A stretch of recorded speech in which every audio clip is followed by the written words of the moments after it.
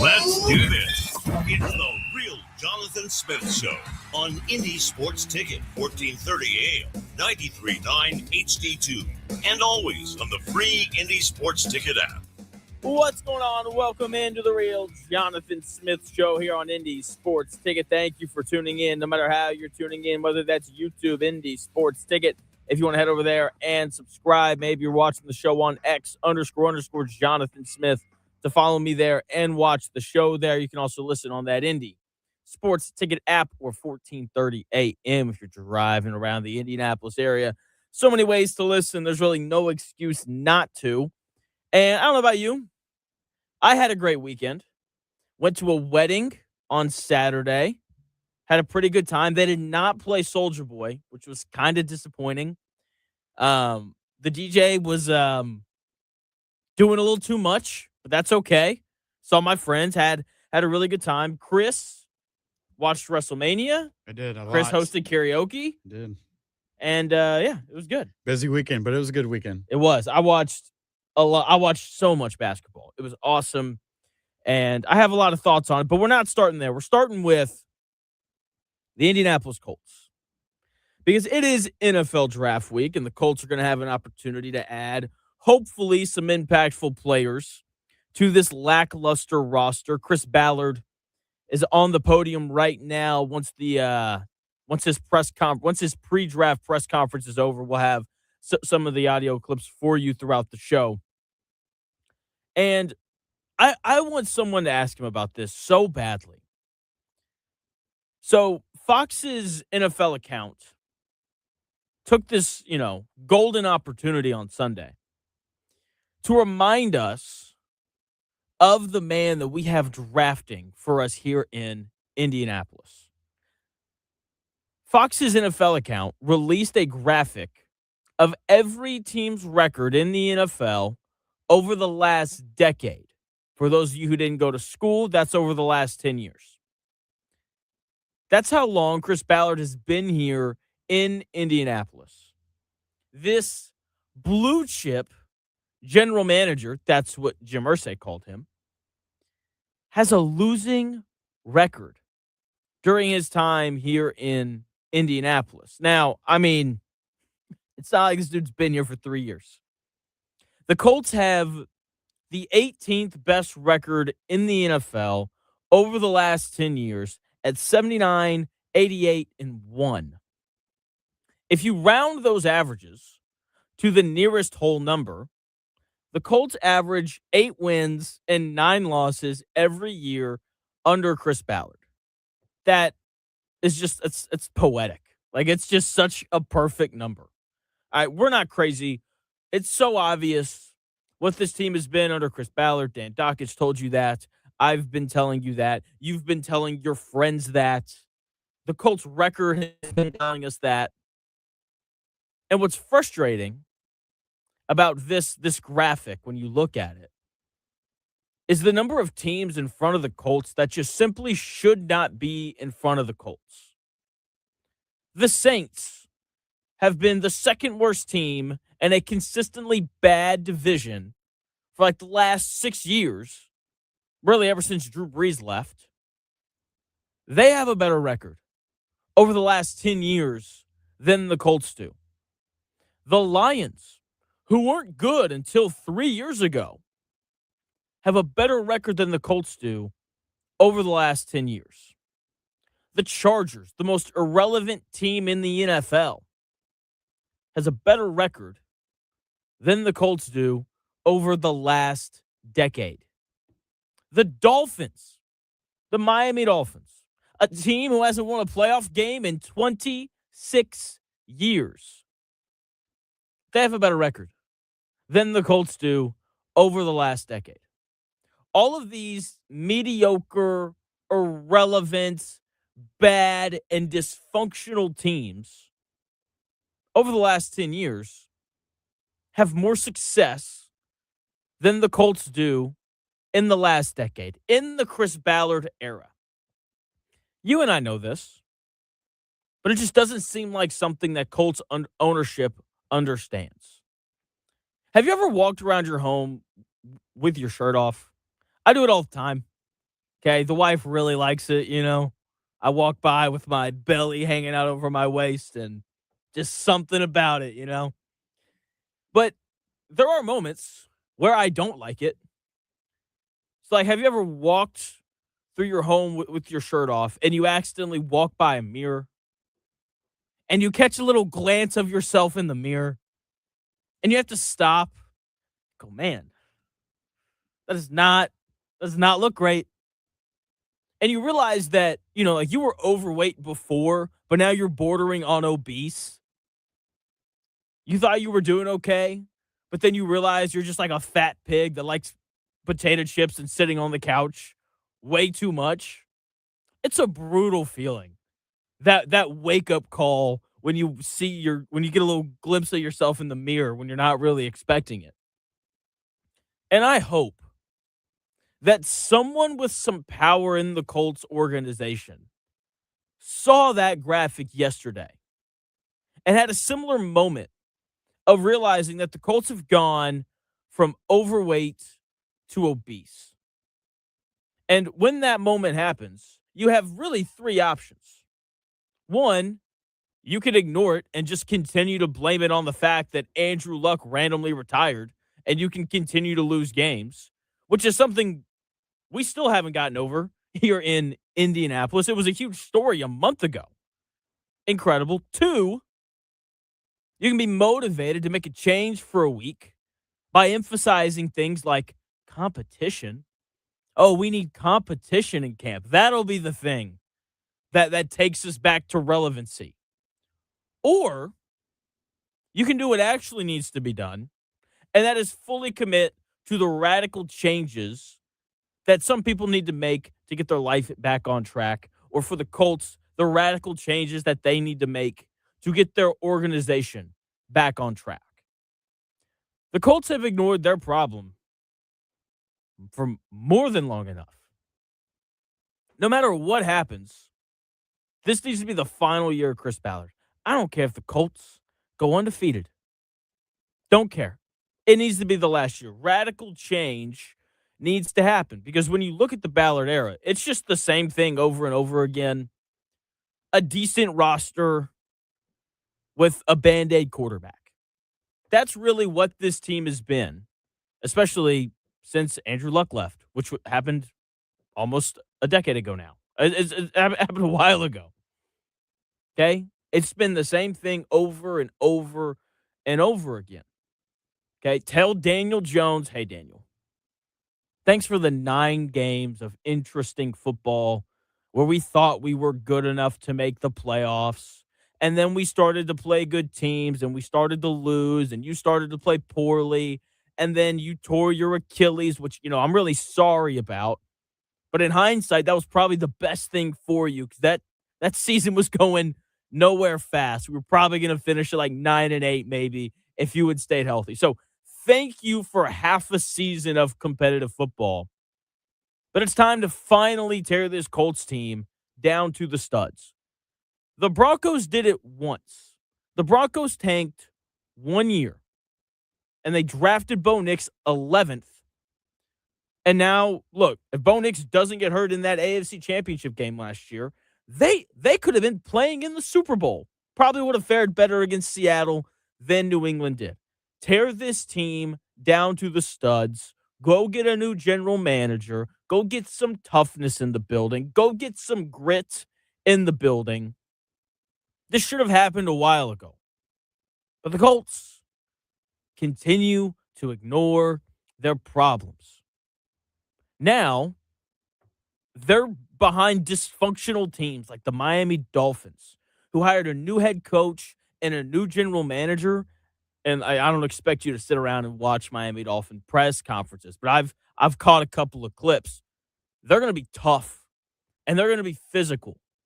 And because of that, they're already set off in a better direction than the Colts are. The Colts are behind irrelevant teams, again, like the Chargers, who, whatever you think of Jim Harbaugh, I know he's a cheat, all those things. Say whatever you want. But that dude went to Stanford, and he started winning games. And then the 49ers hired him, and the 49ers started winning games. And then Michigan hired him, and they started winning games. And then the Chargers hired him, and now they're winning games again. They're set up in the right direction to go in going forward. They're behind teams like the Lions, who 7 out of the last 10 years have sucked. They've been awful. Okay? And why is that? Because they brought in Dan Campbell, big, imposing figure who demands respect. Those 3 teams all set on better courses than the Colts, and they've all made the same adjustment. They fired someone with power, a head coach, a general manager, sometimes both, and all of a sudden, things are looking much brighter for them going forward. This is what the Colts need to do. I'm hoping someone saw that graphic and that it rung their bell a little bit. Like, oh, we have sucked for the last decade. Say, well, Jonathan, we haven't sucked. We've teetered with the idea of making the playoffs. Look, if you can't make the playoffs in a league where almost half of the teams make the playoffs, then you suck. Simple as that. Chris, did you see that graphic by chance? I did, yeah. How did you feel about seeing the Giants at 31st and the Jets 32nd? I tried to ignore that. Thanks for pointing it out. But here's the thing, though. They're in a much better spot than the Colts are right now. Now they are, yeah. Because they were bad a couple years ago. They draft Jackson Dart. They fire Brian Dable, who I didn't think was that bad of a head coach. But they bring in John Harbaugh, who is tough, and his team's going to be well coached, and that they're going to be disciplined. And now they have a 5th of the top 10 picks in this year's draft. I think if Colts fans are honest, they would rather be the Giants right now. I feel better about the Giants than I do the Colts right now. I'm not going to lie. I mean, it's just, yeah. And it's frustrating because the answer is, it's so clear and it's so obvious. But for some reason, look, I think being a new owner is hard. And I think Carly Ursay Gordon, she's just in a really interesting spot because, she's taken over for, of course, Jim, who sadly passed away. And that in and of itself is hard. I know that whenever we think about Carly Ursay Gordon, we mainly think about her as the owner of the Colts, which is true. But she's also a daughter mourning the death of her father. That's also not the easiest thing ever. I know for me, if my dad died, I'm sure that my shows for the next few weeks after it would be really hard for me to do. All right, so maybe that's what happened last year. She's mourning the death of her father. Maybe the radical changes that we all know that we need to see happened this year. Okay. Otter Creek with a really good question. Jonathan, where do you see the leadership on defense for the Colts coming from this season, or is there any? I think it's going to come from Cam Bynum. I think that's where a lot of it came from last year. I think that's a great question because your leadership on your defense, it's not like offense, where your leadership is obviously going to come from your quarterback no matter what. DeForest Buckner's been here long enough. I think we all know that he's not really a leader. Kenny Moore he's going to be gone. He's going to be traded here at some point. He was a leader, I think, and I think that's a guy that you would want to lead your defense because Kenny Moore was just a baller, a dude who showed up really every time that the Colts needed him to. But I do think a lot of that leadership is going to come from Cam Bynum, a guy who came in last year to play free safety. I understand we didn't see a lot of him. That's a good thing. We talked about Nick Cross a lot before last year because he messed up. That's really the reality of how it is with safeties. You're not talking about them unless they're making mistakes. But I think it's going to come from Cam Bynum, a guy I think he's going into year 7. So this is a guy who's been around. This is a guy who has a year under his belt playing for Lou Anarumo, playing in this system. He's a good player. When you hear Shane Steichen and Lou Anarumo talk about Cam Bynum, they talk about how hard he works and how he stays after practice. He does all those things that we could never really get Anthony Richardson to do. Show up early, stay late, watch extra film, all those things. And safety is a spot that you can lead from. When you look at the majority of defenses in the NFL, leadership guys, I don't know why this is, they tend to play linebacker or safety, right? Because when you're playing safety, you're kind of like the quarterback. You can see everything that's happening in front of you. you're yelling at guys, making sure that they're lined up and all those things. So I think it's going to come from Cam Bynum, a good player who I think has the respect of his teammates just from everything that we've heard from the players and coaches. So I expect for Cam Bynum to be the leader of this Indianapolis Colts defense this next season. Really good question, because I think before this, it was obviously Zaire Franklin, who's gone. Praise the Lord. The Colts will hopefully have a middle linebacker who makes tackles behind the line of scrimmage as opposed to 7 yards down the field. So Cam Bynum, that's probably your answer. Unless, maybe the Colts draft some stud at middle linebacker who just has natural leadership qualities.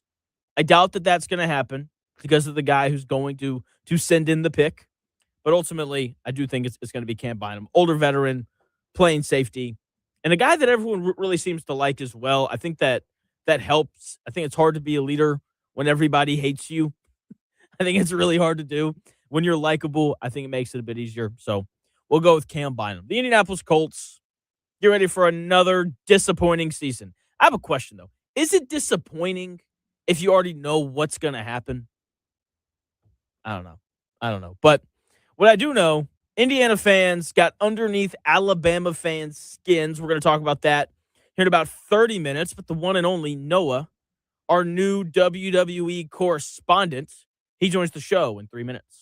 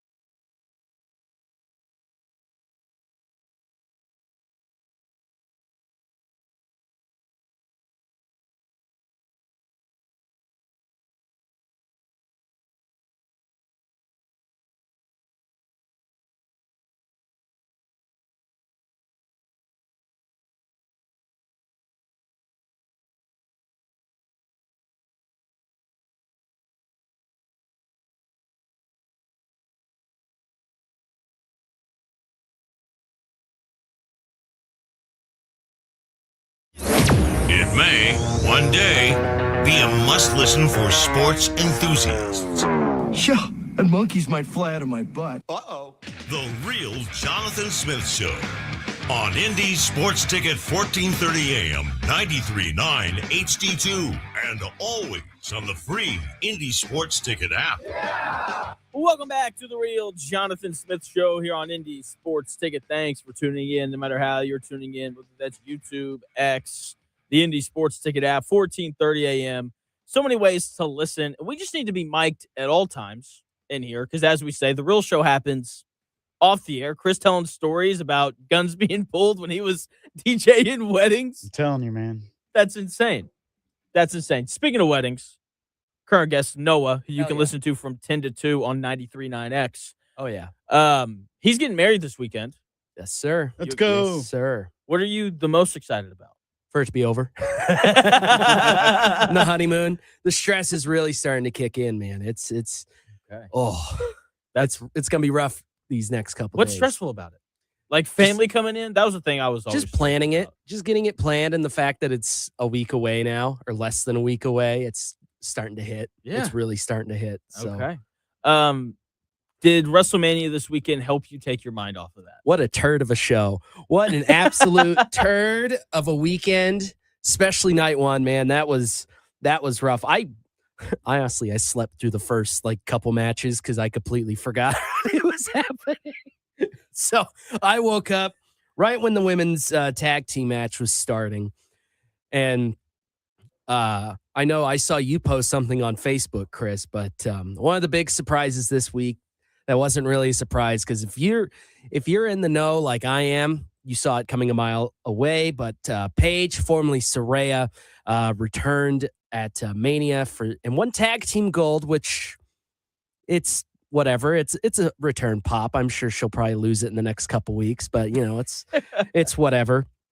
But one thing I will say, these women matches, they were absolutely screwed, man. You could see corporate BS all over this show. There were more ads than there were actual matches. There were so many. And you could tell corporate meddling was all over this. And it's so depressing. I knew it was going to start happening sooner or later since they got bought out by, I think it's TKO. They also own UFC. And it's all over, dude. We didn't even get a full 30-minute match the entire weekend. That's for WrestleMania. That's really, really weird. Because let me see, the longest match. Okay, we did get a 30-minute match. It was the main event of night 2, but it was just barely over 30 minutes. Okay. Sometimes with Mania, there was the really high caliber matches. You would go sometimes 40, almost an hour occasionally. Jeez. But that's the hour ones. Those are rarities. But especially nowadays, let me pull up a time here. Women's World Championship match between Liv Morgan, Stephanie Vaquer, 6 minutes and 50 seconds.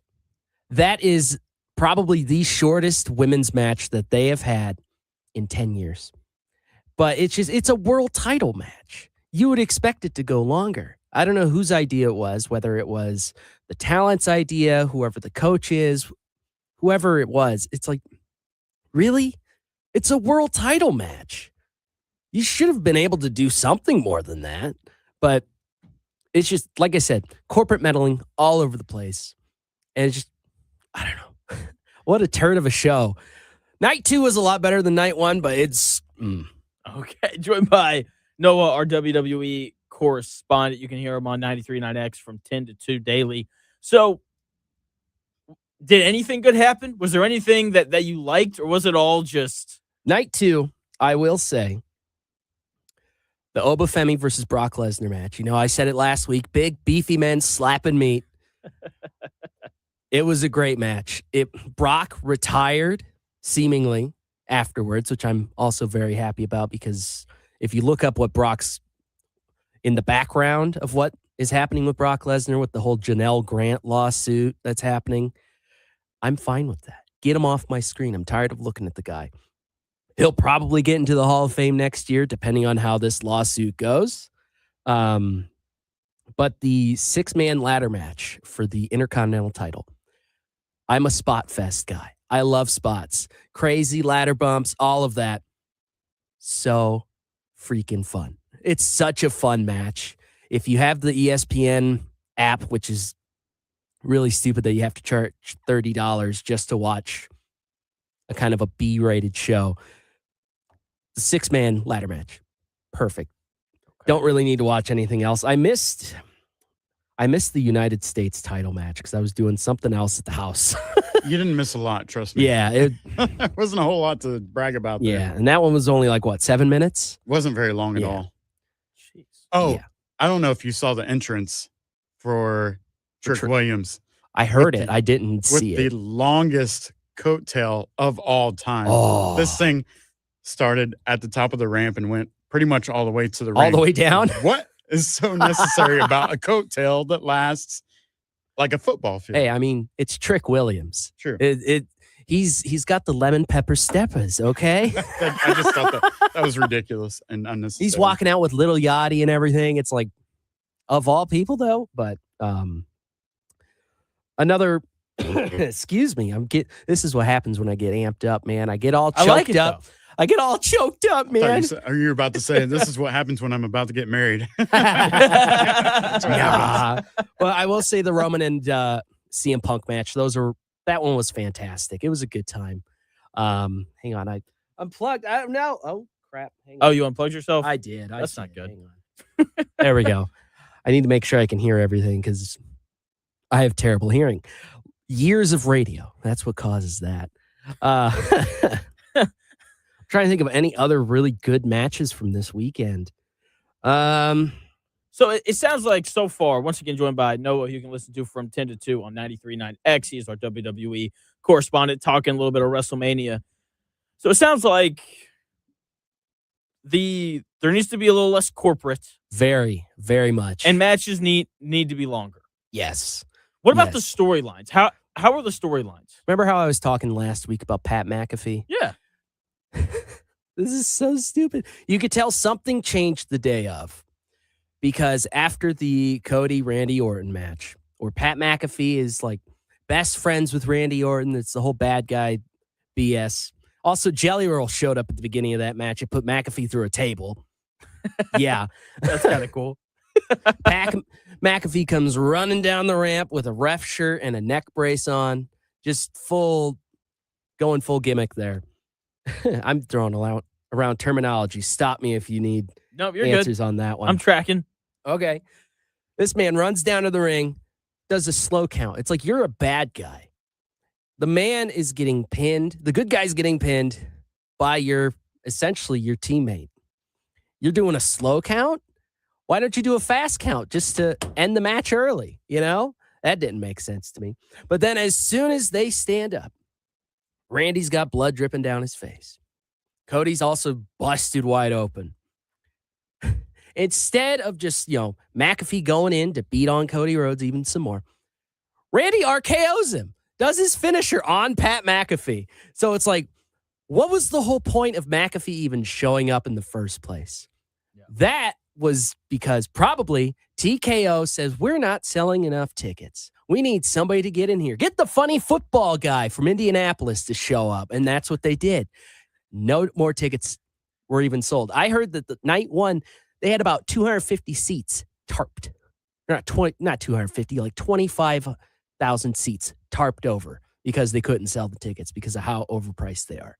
Jeez. It's ridiculous. The whole conglomerate of TKO, they just need to get their together. Okay. They need to get it together because what they're doing to the product is just taking eyes away from them and pushing it to other avenues like TNA, AEW. If you're really hardcore, you watch New Japan, AAA. Well, WWE owns AAA now, but it's pushing people away from it. And I think during the post show at night 2, there were people in the crowd shouting F TKO, but they weren't just saying F. They were saying the full 4-letter word, man. It was same number of syllables. That makes sense. Yeah, exactly. So it was a rough weekend, really, but it was really weird because usually, so as someone who didn't watch a second of it, I was watching playoff games. Yeah, of course. Usually after any big WWE event, Yeah. whether it's, WrestleMania, SummerSlam, whatever, I'll get on, socials Mhm. and see clips, highlights. Didn't see any wrestling related. I saw the clip of George Kittle stealing Tyrese Halliburton's beer and Yep. chugging it. Yep. I saw a video of Tyrese Halliburton rapping 50 Cent, who I Yep. guess performed. Nothing didn't see any RKOs, didn't see any cool finishers. Yep. I saw one intro, but it was it was a Stone Cold from from a long time ago. Yeah. And the way that he came out. And so it doesn't sound like it went really well, because No. things No. that go well, especially something like wrestling where there's a huge following. Yeah. Like stuff like that should show up on somebody like Mai's feed, and it didn't pop up once. Yeah, it was, like I said, matches were way too short. They're more focused on marketing and selling you stuff, and just Yeah. It was also super predictable. Yep. Whoever got the bigger entrance, you already knew was going to be the winner. Yep. Oh wow. We're spending all the money on you making this grand entrance. That's your winner. And it happened every single time, pretty much. Yeah, it was. I can't really go into a lot of it without cursing. So it's kind of, I'm struggling here, man. I'm struggling here. It was a very boring event. I didn't have high hopes for it anyways. But even then, leaving disappointed while knowing, you'll probably be disappointed, kind of sucks. Yeah, It that's a really blow. does. I was really hoping that they would have turned it around. But I will say, though, the CM Punk entrance on night 2, for the nerdy wrestling nerd that I am, getting to hear his old entrance music from when he was on the independent scene, that made my day. His entrance was probably my favorite of the weekend. But because of course I didn't see the Trick Williams one. I probably would have loved the Trick one, but That was more funny than it was, as a moment. But yeah, that was good. yeah. What did you think, Chris? How, in terms of just the match qualities? You pretty much nailed it. All the matches were pretty short and seemed very scripted. Let's get back to making money and running ads. Everything had a sponsor. This punch is brought to you by Minute Maid. Let's watch it again. Brought to you by Snickers. It was ridiculous. Yep. Every single match had a sponsor. But yeah, ultimately, just like you said, I think the CM Punk Roman match was probably the best one of the weekend. The ladder match was solid. I'm glad to see Paige back. But other than that, it was like a Monday Night Raw with a bigger stage that was not necessary. Yep, that's definitely what I saw on the internet. It's this feels just like an episode of Raw. Yeah. It's doesn't really feel like anything's changing at all. Even though yes, there were some title changes, but yeah, didn't really do anything. The thing I laughed hardest at, though, I don't know if you saw Finn Balor's entrance whenever he came out. There was this light up heart on the stage, right? It looked like he got from Party City. It didn't have any smoke or anything. It was just a flashing light, and he just comes up and goes, boop. And that's it. I'm like, well, what was the purpose for this little toy heart that was on the stage? No, what my favorite moment that I absolutely cackled at was Becky Lynch's entrance, where her band, it wasn't her band, but whoever was doing the intro music for it, clearly did not have the audio correct in their ears, because they were lip syncing the whole time, the whole thing. And you can tell Yeah. it was bad. It was so bad. Bad production. Very bad production. Hey, there's your line between the NBA playoffs and WWE. Yeah. Okay, Noah, last thing for you. Again, you can hear Noah every day from 10 to 2 on 93.9 X. Every Sunday. Oh, every Sunday. I'm sorry. You're My good. bad. Oh, good. All right. So besides, are you excited for the next WWE event? Are you gonna watch it, or was this so disappointing that you're kind of, you know what? I think I'm good with my AEW and Japanese wrestling. I have been a lapsed WWE fan. I always watch the Rumble and I always watch Mania. They haven't really gotten anything for me to fully come back yet. I'm still waiting. I still, I keep up with the news on what's going on, because that's just how I am. I'm always interested. It's like, hey, is this something interesting? And nothing's really piqued it. If you are a WWE fan and you've been a WWE fan for your whole life, you're probably going to stick with the product. But if you have been frustrated time and time again and you haven't given another promotion a shot, please do that. Trust me, you'll be stunned on the actual difference that all of these different promotions have. Whether you like spot fests, you're going to love AEW or CMLL or hell, even New Japan. You know, if you just want pure storylines, you might stick with WWE, but you'll probably get confused when they throw a curveball like Pat McAfee at you. But I don't know, dude. It's just too squeaky clean for me now. It's way too squeaky clean, way too corporate. I'll stick with AEW for now. And if y'all want to come at me for being an AEW mark, cool. That's fine. I'll fight you on this all day. But if you give it a chance, actually give it a chance, I think you'll walk away happy. Okay. All right.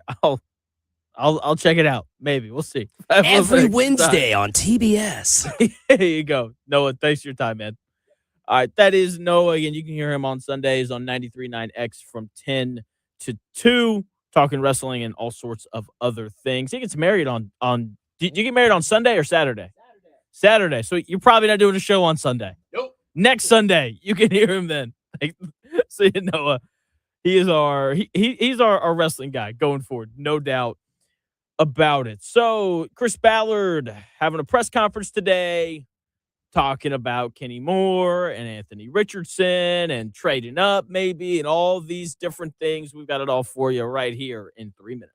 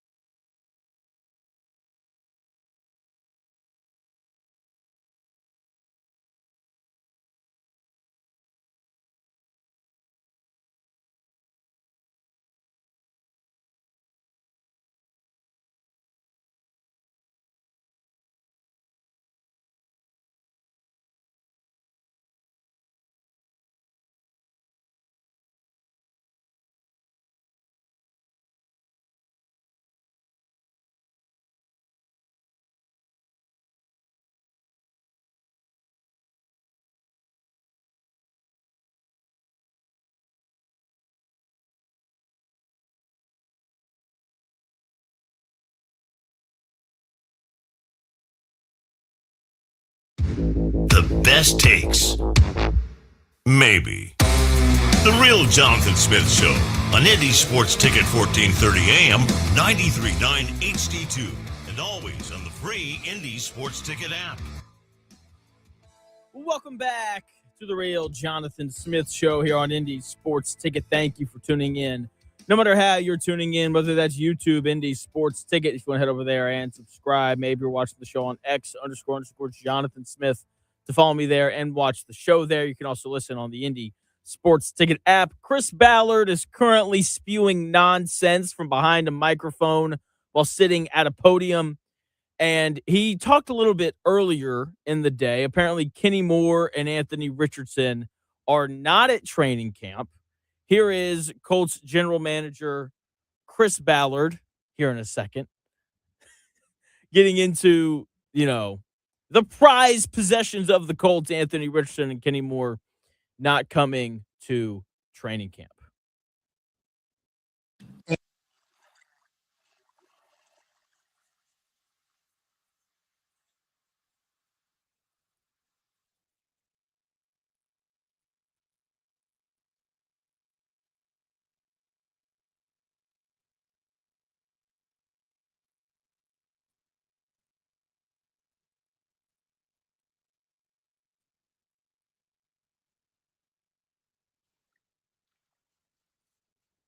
Oh,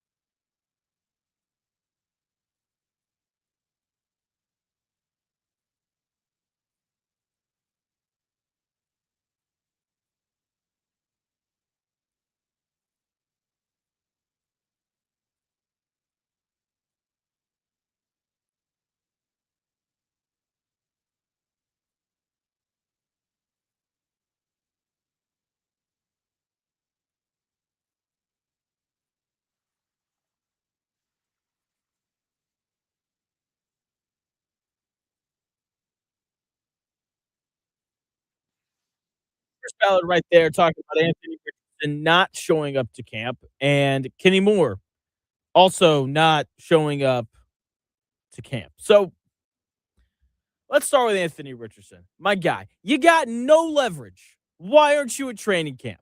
Also, don't you just love the updates on how Anthony Richardson is in good spirits? Thank you so much, Chris Ballard. That is exactly what I wanted to know. When I heard Anthony Richardson wasn't at camp because he requested a trade, I just really wanted to know, is he in good spirits while he's training in Jacksonville? He is. So that's lovely to hear. Anthony, show up to camp, man. Your value right now is like a 6th round pick. Come on. Go to camp, play well, get ready for the preseason, play well in the preseason, and then maybe, just maybe, the Colts will move you. Probably not, but we'll see. Chris Ballard also apparently said during the press conference that Anthony Richardson still holds a lot of value to the Colts and that he's immensely talented. That's great. He can be as immensely talented as he wants to be. Dude's got to grow up. All right, I don't know who's telling him to skip training camp, but again, you're worth a 6th round pick, man. Like, they're in no rush to get rid of you until your value increases. So maybe show up to training camp. Play really well. That way, they can put something out. Like what does more for your value? Oh, Anthony didn't show up. Or, Anthony showed up today and man, I thought he was in really good shape last year, but this year you can tell like he's really kind of gotten serious, based off of what he's been eating and all those kinds of things. Like that's just a much better spin. And maybe there's a stupid team out there like the Jets who would maybe take a swing at you. All right. It's just annoying, childish thing. And then you have Kenny Moore, who didn't show up either. And this one makes a little bit more sense because the Colts are going to trade him. Chris Ballard basically said it there Stephen Holder had a report that it also sounds like they would give Kenny Moore a courtesy release if the Colts can't find a deal. And that's just stupid. Why would you give away an asset for free? I get it. You get the money off the books and all those things, but come on, man. Trade him, hold on to him until you can trade him. Even if you got to sit there with Kenny and say, hey, man, you may be here for the first month of the season, but we're not giving you away for nothing. That is what we would call bad business. But then again, it's Chris Ballard, who knows nothing but bad business. So just more stupid stuff from Chris Ballard. Chris, you said we've also got a little bit of audio on Chris Ballard talking about Alec Pierce, the big money man from the offseason. Here's Chris Ballard talking about the Colts' newest, highest paid wide receiver.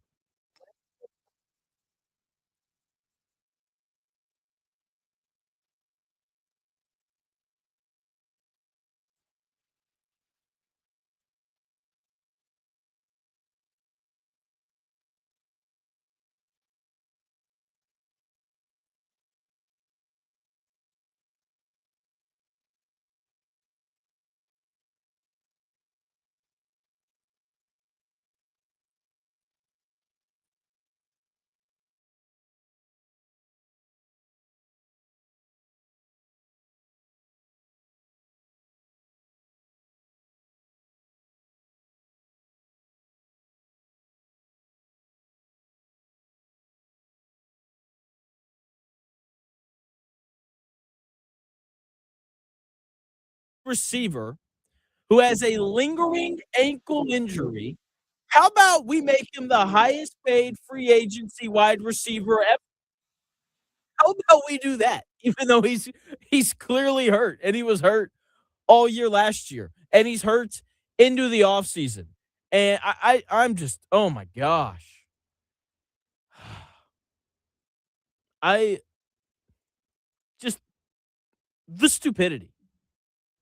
I Chris, could you imagine paying a radio host a lot of money if they had issues with like their voice and their throat?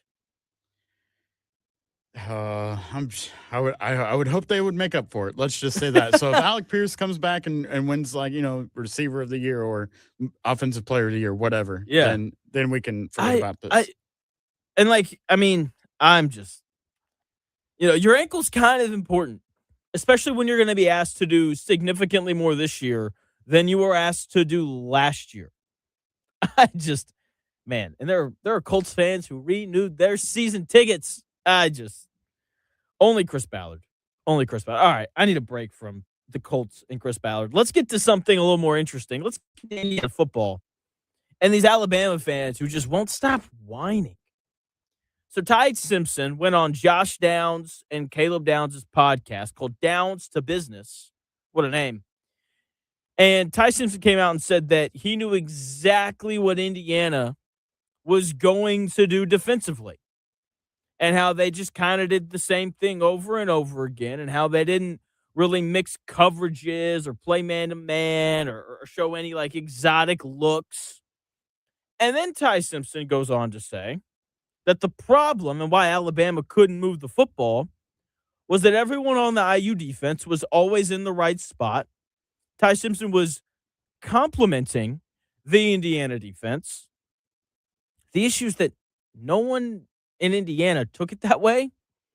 Indiana's defensive coordinator, Brian Haynes, one of the best defensive coordinators in college football, won the award for the best assistant coach in college football last year. He definitely didn't take it that way. Here's what he tweeted. He quote tweeted the clip, which is awesome.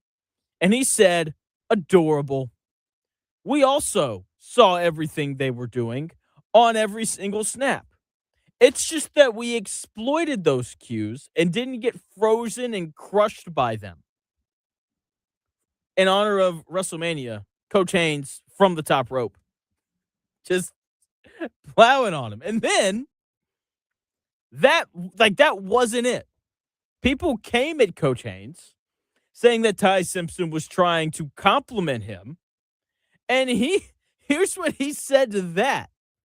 He said that's all it took to break your entire fan base?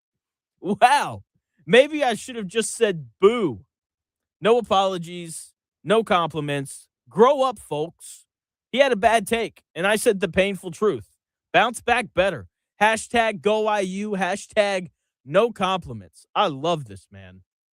For multiple reasons. One, I love it when someone wins something big, like a national title, and then they just, they're a little prideful, and then they say stuff like this, because you would never say this, if you won the Rose Bowl and then like lost to Miami. Like, no way that this would have been said. But because they won a national title, they can say whatever they want. I love it even more because Alabama fans are the worst.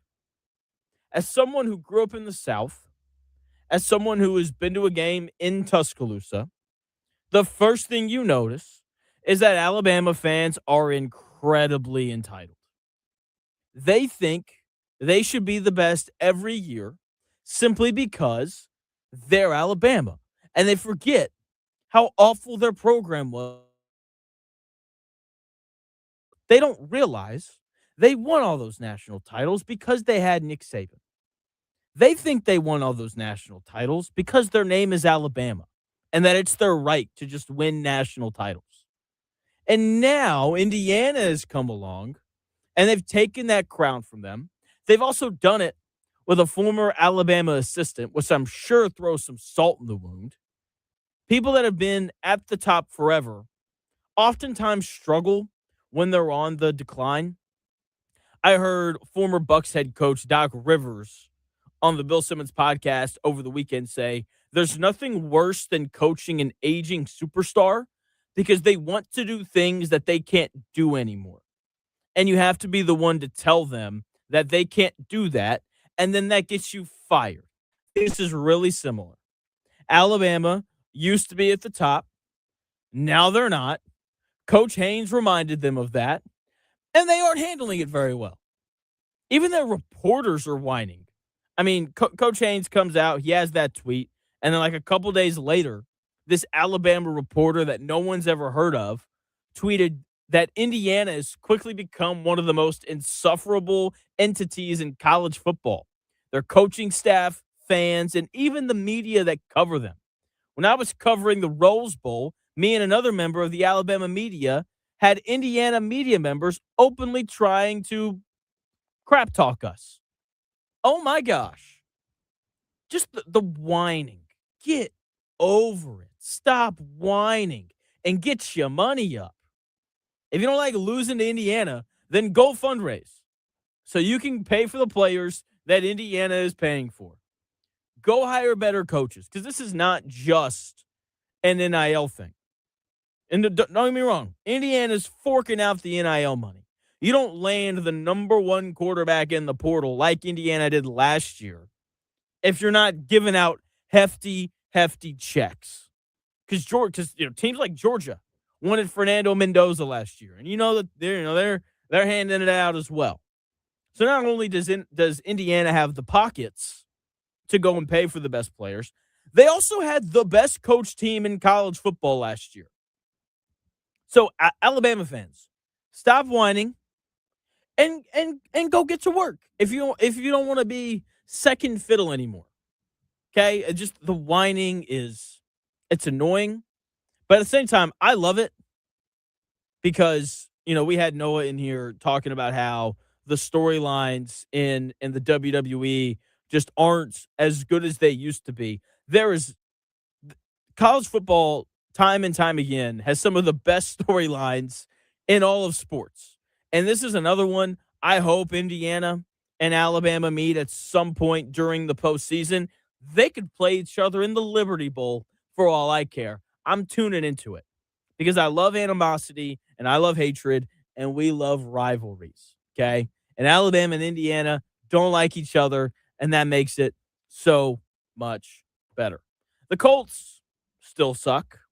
Chris Ballard still spewing BS. We've got maybe a little bit more audio from his press conference earlier today, his pre-draft press conference. He said something else. I don't know if we have the audio for it, We may not. That's okay. I have the quote. I'll read it to you coming up in about 4.5 minutes, and I'll tell you why it's a bunch of bullcrap.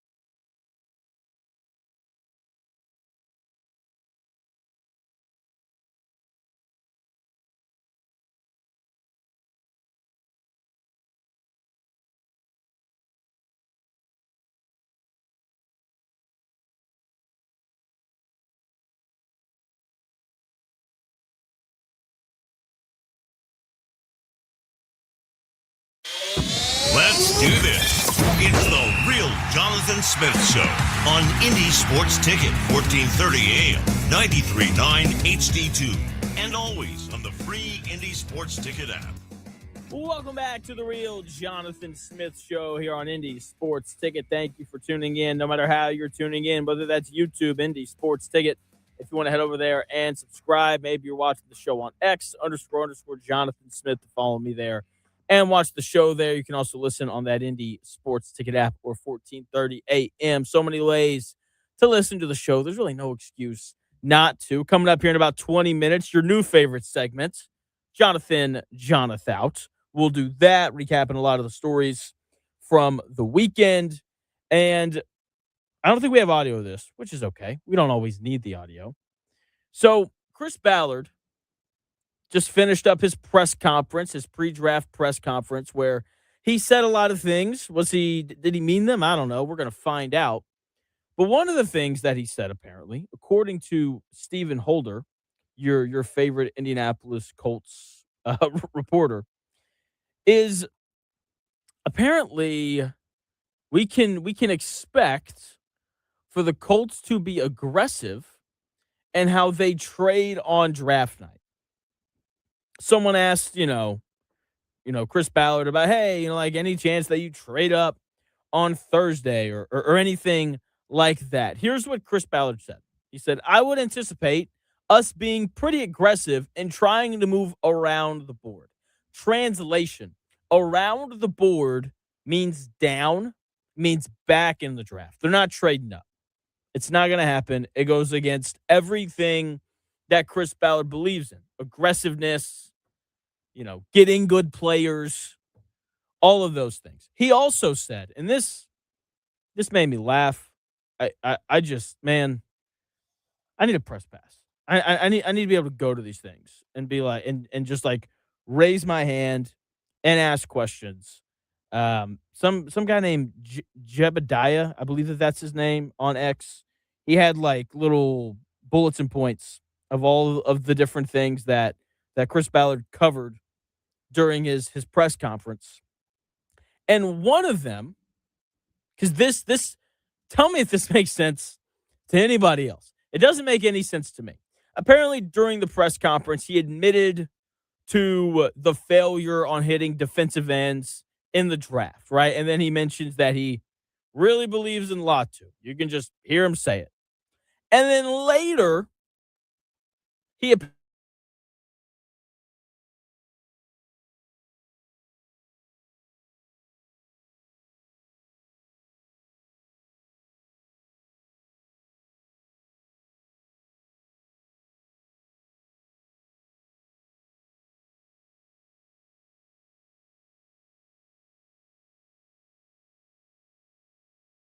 I have failed to draft this well during the draft, but also the depth is great. I have failed miserably at drafting edge rushers, but our depth on the defensive line is it's pretty nice. I don't want to brag, but does he not realize that like those two things can't, like both of those things can't be true? You can't be bad at drafting edge rushers and then also say in the same press conference that you like the depth at defensive line.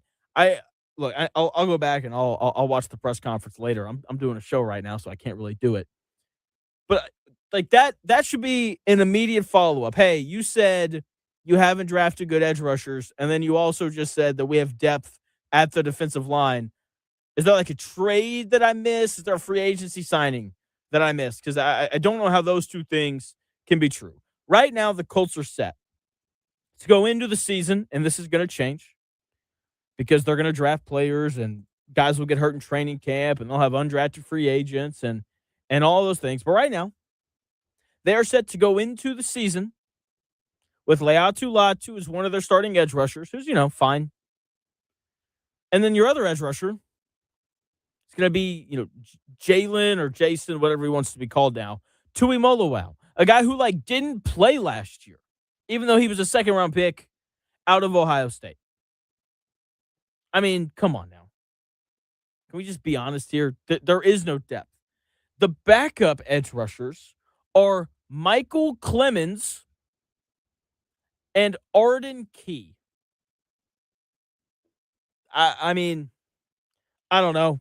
I'm not exactly excited by the depth. Michael Clemens is a former fourth round pick from the Jets.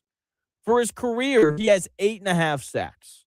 And he's an edge rusher, by the way. So I don't know if that really gets me excited. The other backup edge rusher is Arden Key. This is a guy that they got in free agency, 29-year-old former third round pick.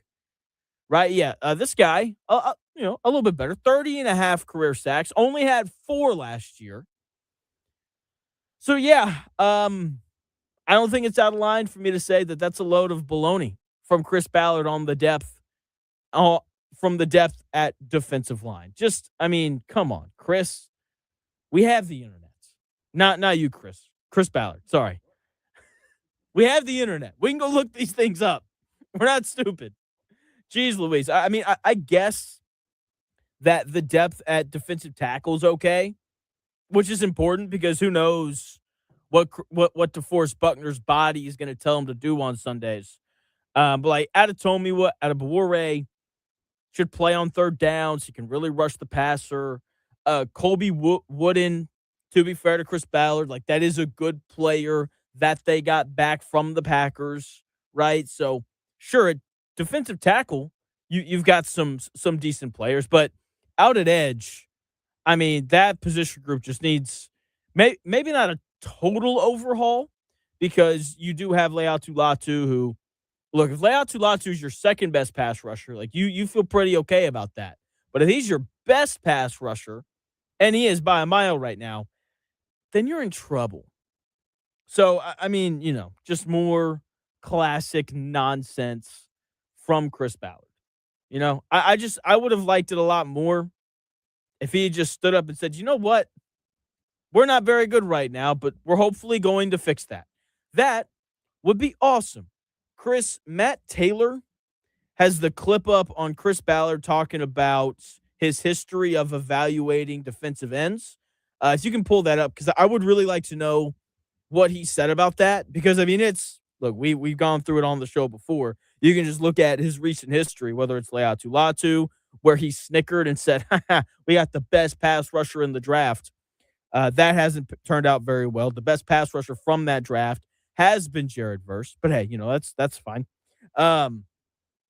So there's that pick that didn't, go very well. Kwity Paye was a late first-round pick. That hasn't really worked out. Tui Molowau barely played last year. I mean, come on, man.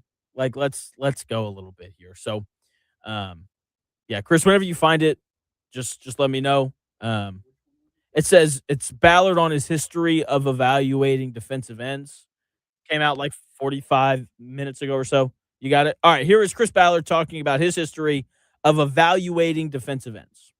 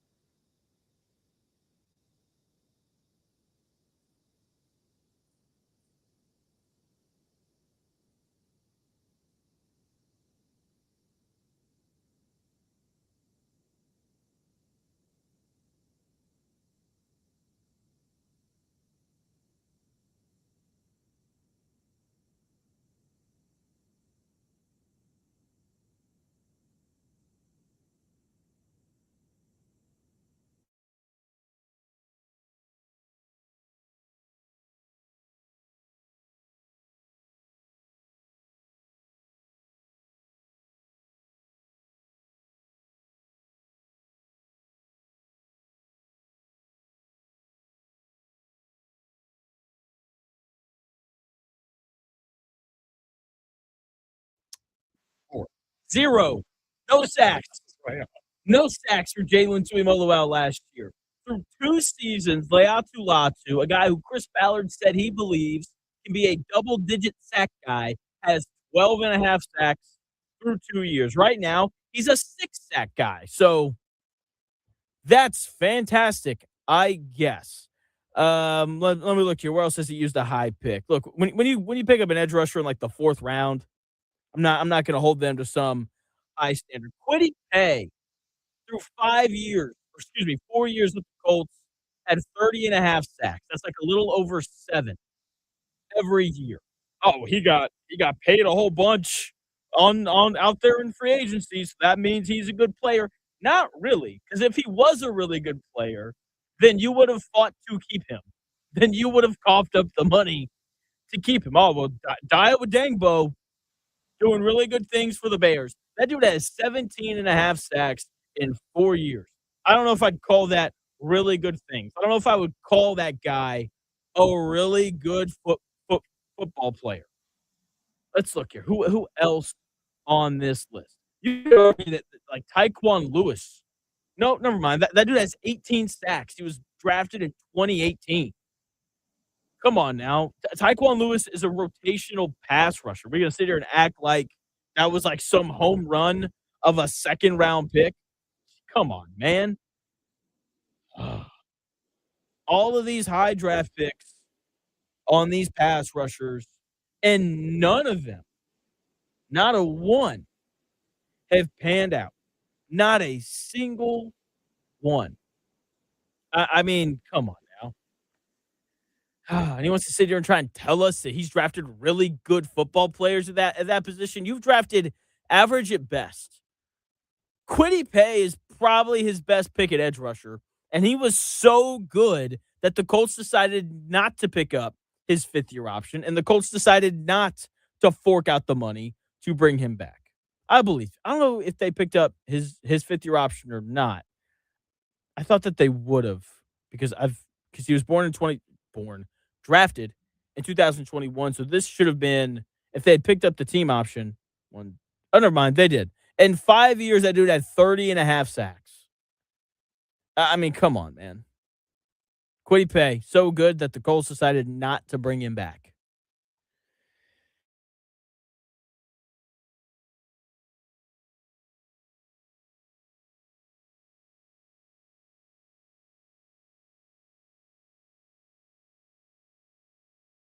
And with who you are, and what you've done well, and what you haven't done well. That's just a very that's a fact of life. If you just lie to yourself, like if you're, like these, I don't know, Chris, if you've seen the fat girls on social media who are Excuse me? like, I'm hot. Have you seen these? No. Uh,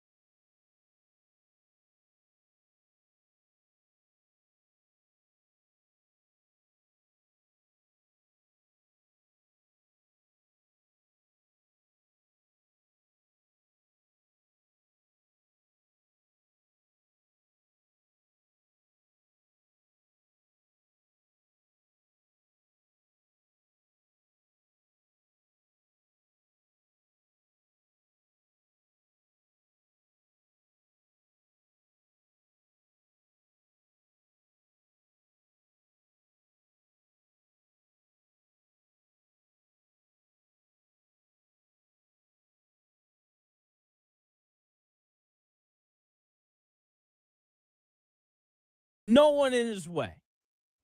And then he sees me, Chris. And you know what he decides to do? Oh no. He decides to just, you know what? This road looks pretty great. Let me just sit in the middle of the road in front of this guy in his SUV. I was so mad. I was like, dude, get back on the sidewalk. You are having a Monday, aren't you, buddy? Dude, get on the sidewalk. Come on. That's pretty wild. I just read that story. I didn't know that pace shaming was a thing. Pace shaming. That's what they call it, pace shaming. Like, that's why they had to take it down, because they were Whatever. Like, runners are offended, Get walkers are offended. over Now it. bikers are offended. I mean, like, I'm not about to do some, like, why are we offended at everything? Because, like there are certain things that, like, if you're offended by it, makes sense. But being offended by pace shaming is just stupid. Like, get some thicker skin. Like, come on, people. I mean, geez, man. Or move faster.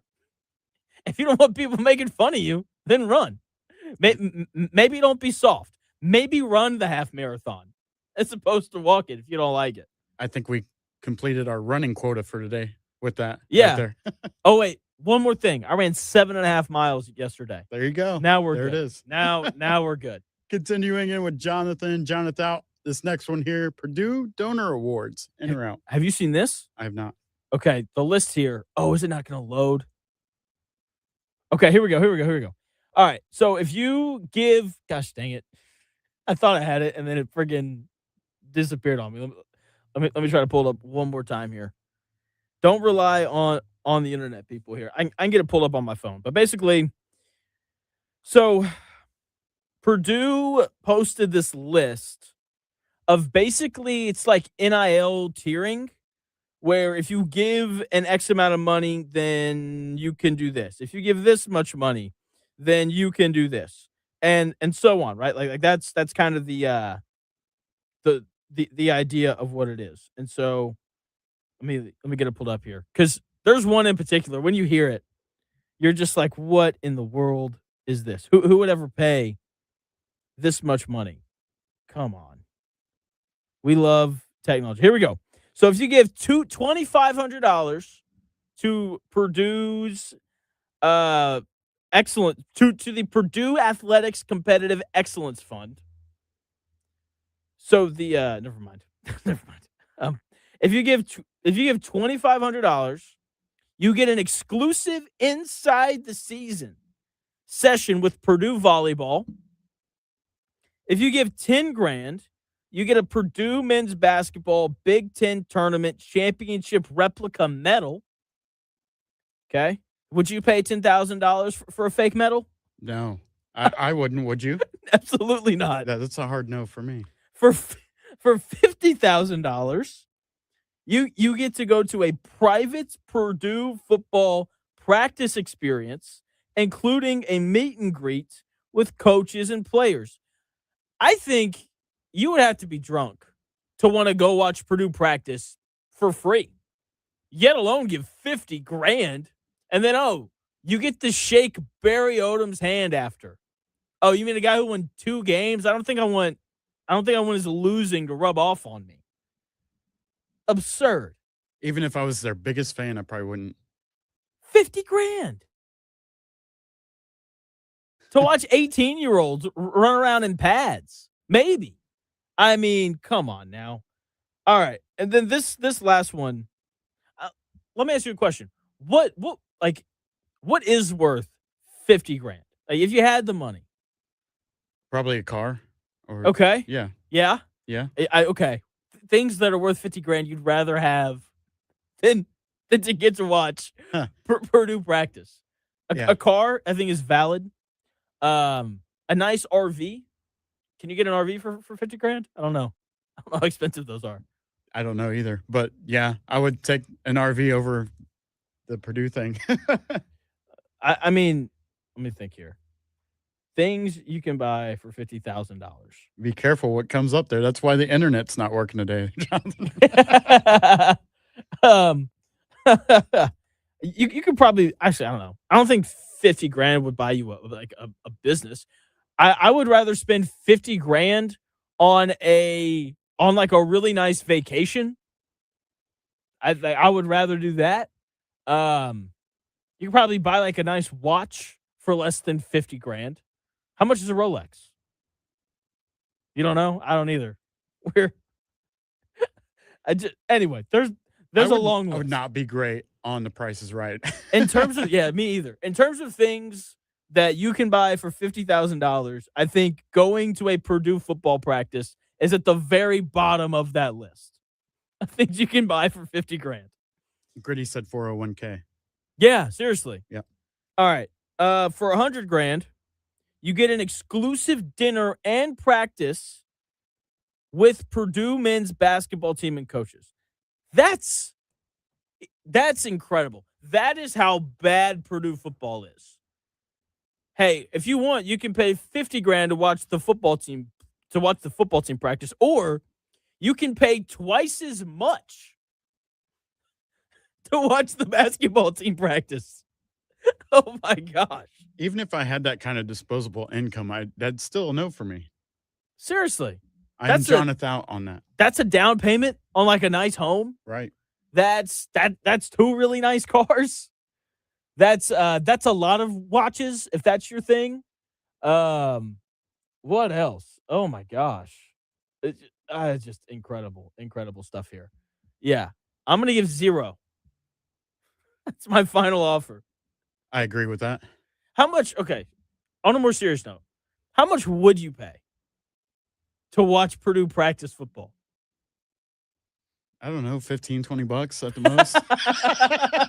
Are we talking about donations or like admission to get in? You know what I mean? Oh man.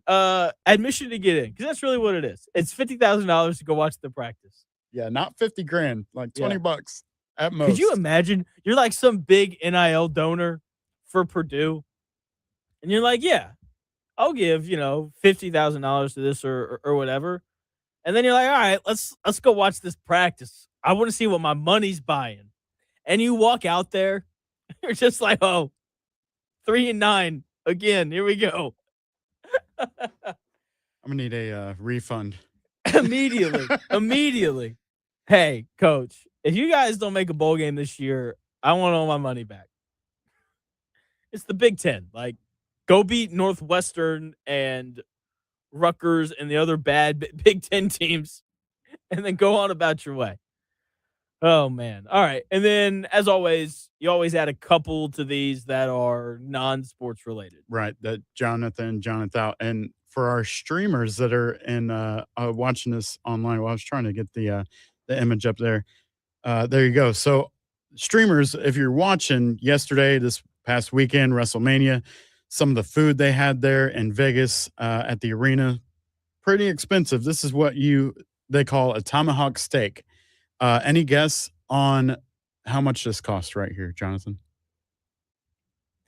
Like $100. It is $142 for a tomahawk steak. The in or out of it is, would you pay that amount for food at any event, regardless of what it is? No, I'm not buying. Concession stand steak sounds terrible. I mean, come on. Let alone $142 for it. How much is a tomahawk steak at St. Elmo's? Are you looking it up? Yeah, I'm looking. How much do you think a tomahawk steak at St. Elmo's is? Based on your reaction, I'm going to guess at least a couple hundred. It's $150. Okay. It's $8 more than the tomahawk steak at WrestleMania. Interesting. I think I would rather just spend the extra $8. I don't know. I would probably be out on it. I have a hard time buying a $20 pretzel, let alone $140 Hey man, steak. unless it's from Ben's. Yeah. So I don't think I've told this story on the air. So Amelia and I went to the Pacers and 76ers game on Friday. We sat in a box. Shout out to Eddie White. And we're sitting in there, and they've got like all this free food. They got all these drinks. It's really nice. And Amelia looks at me. She goes, "Okay, Jonathan, like I'm gonna go now." Like, go where? What do you mean? It's the second quarter. Because I want I want a pretzel from Ben's. Because I don't know, I'm assuming you've been to a Pacer game. Absolutely. Have you had a Ben's pretzel? I have. They're amazing. Yes. Maybe the best soft pretzel out there. Sure. Okay. I was like, Amelia, just turn around and look at all this stuff that we have already. She's like, but it's not a Ben's pretzel. So we got Ben's pretzels. There you go. The heart wants what it wants. Oh man, it does. And so, but yeah, no, absolutely not. I'm not spending $142 on a tomahawk steak at WrestleMania. You? Me neither. Nope. Hard pass. All right, last Okay. one. Would you rather spend $142 on a tomahawk steak at WrestleMania Or donate it to Purdue? $50,000 to go watch Purdue practice? No, I'm going to keep my money, man. I'm just going to save that. Last one for today, Jonathan. JonathOUT, last thing. I know you went to a wedding this past weekend, and you know I used to DJ weddings. So, Jonathan, JonathOUT on the DJ for weddings, mixing up songs, or do you just want to hear the original? Out on the mixing up things. Okay. We were talking before the show about my wedding experience on Saturday. And oh my gosh.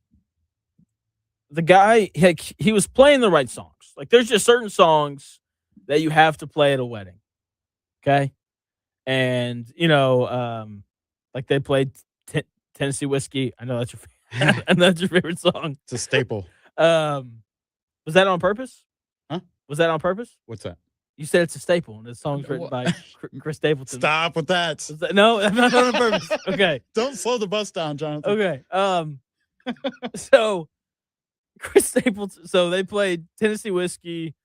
They played No Hands. They played all the stuff that you just expect. Like they played the Cupid Shuffle. They didn't play the Wobble. They played Footloose. All that kind of stuff, right? But it wasn't the original. These were like mixes and Yeah, it's like here's Sweet Caroline, timeless classic. Neil Diamond. I mean, it's a great song. It's one of my favorites. One of my like sports bucket list things is to go to Fenway Park and sing Sweet Caroline with everyone there. Okay. Because they do it every game and it's really cool. I just want to sit there and be like, ba ba ba. Sure. Yeah. Because that's the best part. So imagine Sweet Caroline, but you're at a rave. Right. Yeah. The whole time. The whole time. It's just like, hey, man, this is really good music. Just like get on your phone and leave us alone. I don't need all this in the background. Were the bride and groom having a good time at least? They were. Yeah. They loved it. Maybe that was their request because it's ultimately their day. They want to hear the remix of Sweet Caroline featuring Lil Jon or whoever. Sweet Caroline mixed with a little Turn Down for What by Lil Jon. Yeah. I don't know. Knowing the people that got married, I don't think that's their style. But, like you said, they had a good time. That's all that matters. So it's more like the DJ was showing off. Like, here's what I can do. Yes. Look at me press these buttons. Yes. That's exactly what it was. There you go. And so, were you like that? Were you,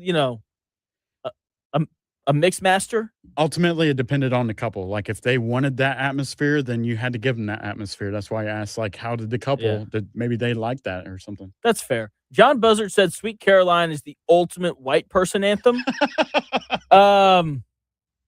Yeah, that's really hard to argue with. I don't know if there's a better one than that. We need to make a poll. I'm trying to think. Do we still have the white dude bell? Maybe. There it is.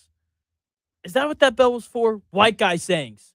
I think that's what Dan said, yeah. Yeah. White guy sayings. Yeah, so Sweet Caroline, I know we're over. I don't really care right now. What are other good like white people anthems? What's the Rick Astley, Never Gonna Give You Up? That's a good one. Living on a Prayer. That's a good one. Anything Bon Jovi? I'm trying to anything Bon Jovi. Oh man. Sweet Home Alabama. Yes. Final Countdown? Yeah. That's kind of universal. But. Okay, fair. Boot Scoot Boogie? Yeah. That's a good one, Buzzard. Here, let's go to break and let's come back with a few more. I really like this idea. This Okay. is funny. There you go.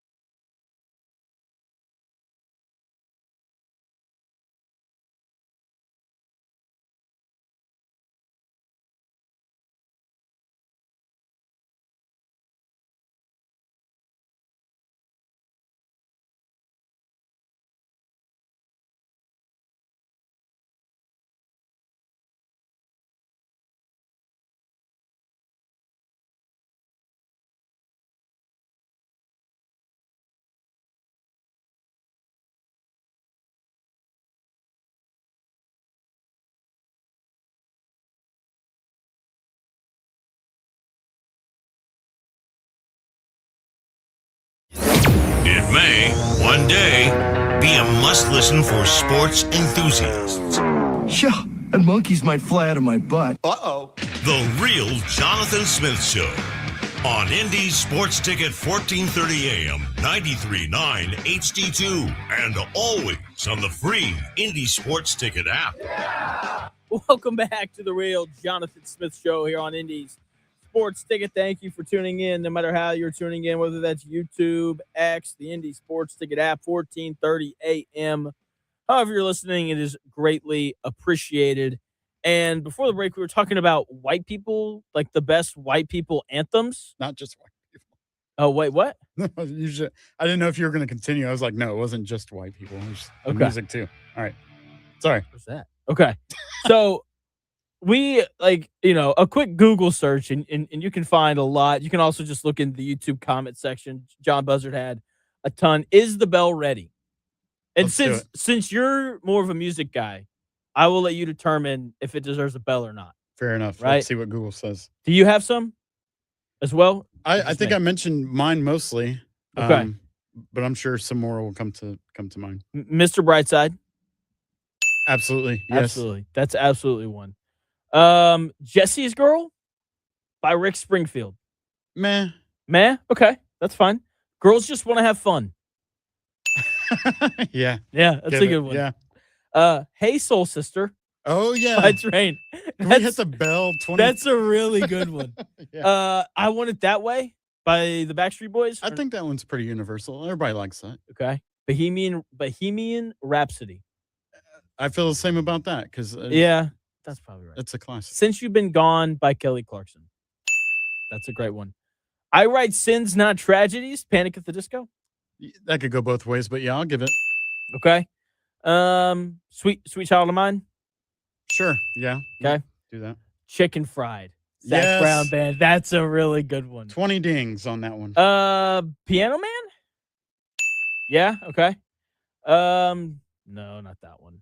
You said Living on a Prayer already. Yep. Don't Stop Believing. Oh, there it is. That's the number one right there. That's it. All right, that's a good one to close on. Yeah. So there you go. Those are our best white people anthems. Do you The feel show better? is off the rails today. You were just telling me about the Panic at the Disco song, so I know that's Yeah, your jam. Is that your favorite? it's a good song. I like that song. There you go. You know, the show, like I said, shows off the rails. We're going on a crazy train.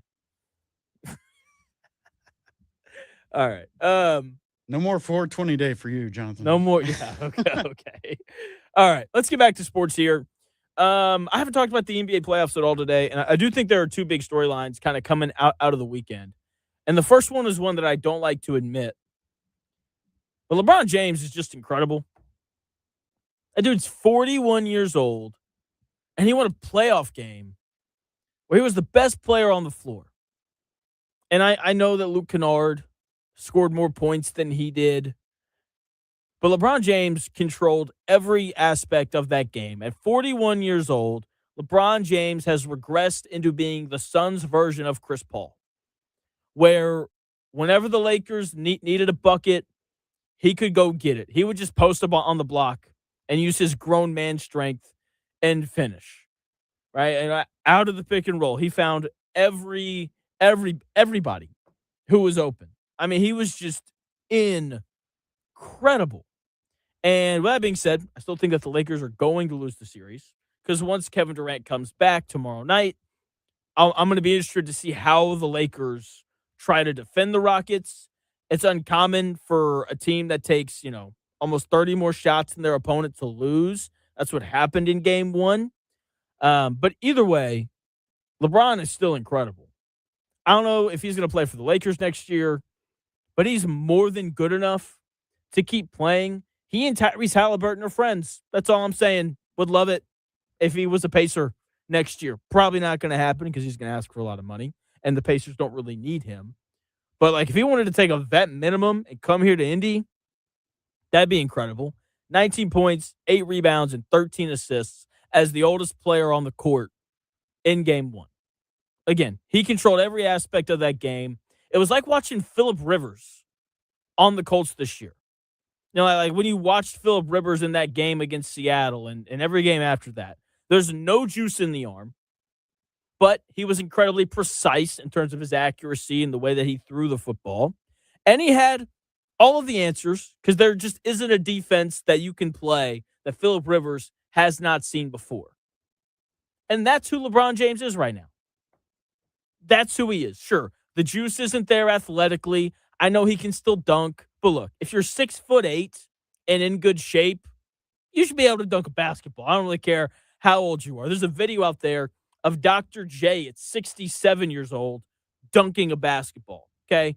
But the juice athletically clearly isn't the same for LeBron. But he is incredibly precise in his passing and knowing when to insert himself into the game. He has all of the answers on both ends of the floor. There's not a set you can run that he hasn't seen before. There's not a defense that you can deploy that he hasn't seen before. It's incredible to watch. Even if you're a, Skip Bayless level LeBron hater, you have to appreciate what he's doing right now because it is nothing short of spectacular. Now, there wasn't very much spectacular from these game ones. There were a lot of blowouts, especially yesterday. But we learned that the Orlando Magic are a problem for the Detroit Pistons, which means that the team with the best theme song on the internet won yesterday. Chris, go ahead and play the song. Orlando Magic, Orlando Magic.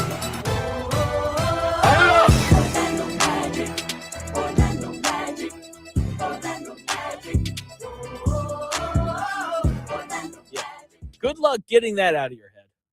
It's catchy. It's going to be in your head the rest of the day. The Orlando Magic were the only team over the weekend who won a road playoff game It was one of the few close games. And the Magic are an incredibly dangerous 8 seed. When you look at the standings, they finished 1 game behind the 5th seeded Raptors. They have a ton of size. They have multiple players who can create offense. And this was a team that fell way below expectations this year. This was a Magic team that people expected to compete for the 1 seed in the East. That obviously didn't happen. But part of why that didn't happen is because they battled injuries all year. Jalen Suggs only played 57 games. He was in and out of the lineup. Jonathan Isaac only played 52 games, in and out of the lineup. Mo Wagner only played 36 games. Franz Wagner, their second best player, only played 34 games. This is the healthiest they've been all year, and they're an incredibly tough matchup for the Pistons. So much of the NBA playoffs are about matchups. Do you remember 2007 when the 8th-seeded Warriors, the We Believe Warriors, beat the 1st-seeded Dallas Mavericks, who I believe won like 65 games that year? I think this is similar. That Warriors team underachieved when you look at the talent. They played a unique style. They played really small in that series, and the Mavericks didn't really have an answer for it. More specifically, they didn't have an answer for Baron Davis, who averaged 25, 6, and 6 in that series. And the Pistons are running into a similar issue. They don't have an answer for Paolo Banchero or Franz Wagner. They don't have any defenders with the size and athleticism required to defend those two guys. And you saw it that entire game. The Magic have a lot of answers for a Pistons offense that made the fewest threes per game in the NBA this year. Oh, and they only have one real playoff shot creator who's coming off of having a collapsed lung. Kate Cunningham is a great player, one of the 10 best players in the world. But you have to have help, though. When the Pistons shifted their defense in the fourth quarter to deal with Paolo, who scored 23 points in the first 3 quarters, Franz Wagner was like, cool, let me just score 11 points and dish out 4 assists. Jalen Suggs had some spurts where he ran the Magic offense. Desmond Bane is one of the better guards in the NBA. He can be the guy that you can run your offense through. It's very similar to the Indiana Pacers. Yes, Tyrese Halliburton is the main guy, but you can run your offense through Andrew Nembhard. You can give the ball to Pascal Siakam in like that mid-post area, and he can be your offensive engine. TJ McConnell can come in for 4 minutes and be the guy offensively. And those guys are so valuable in the playoffs. It's part of why the Pacers are going to miss Benedict Mathurin a little bit next year if they don't keep their first-round pick, because he was a guy who could come in off the bench and you could run your offense through. You need guys to run your offense through when your best player is off the floor or having an off night. The Magic have that. The Pistons do not. Dennis Jenkins had like a nice 11 regular season games with Cade Cunningham out where the Pistons ran their offense through him. This is Dennis Jenkins' first real year in the NBA. He's not ready to be the guy that they run their offense through against this Magic defense that is nasty when healthy. Now, great players can overcome bad matchups. We've seen it before. And that's what's going to have to happen for the Pistons to win this series. Cade Cunningham is going to have to play some of the best basketball he's played in his life. People have discussed Cade Cunningham as a guy who could maybe finish top 5 in MVP voting.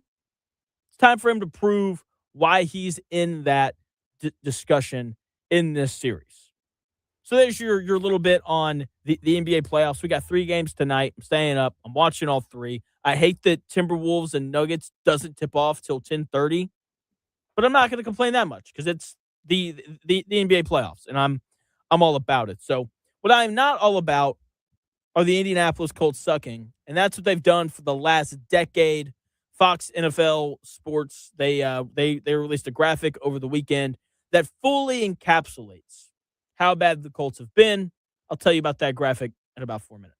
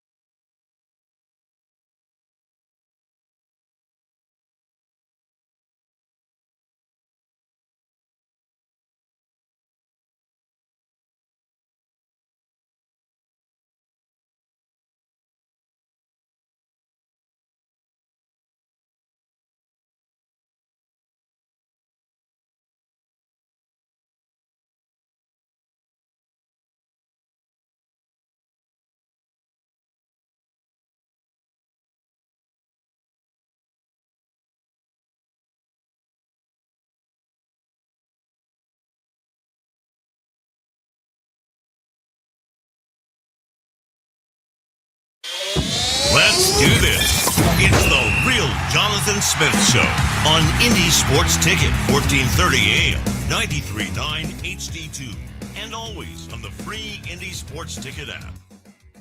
What's going on? Welcome back to the real JonathIN Smith Show here on Indy Sports Ticket. Thank you for tuning in, no matter how you're tuning in, whether that's YouTube, Indy Sports Ticket. If you want to head over there and subscribe, maybe you're watching the show on X _ Jonathan Smith to follow me there and watch the show there. You can also listen on that Indy Sports Ticket app.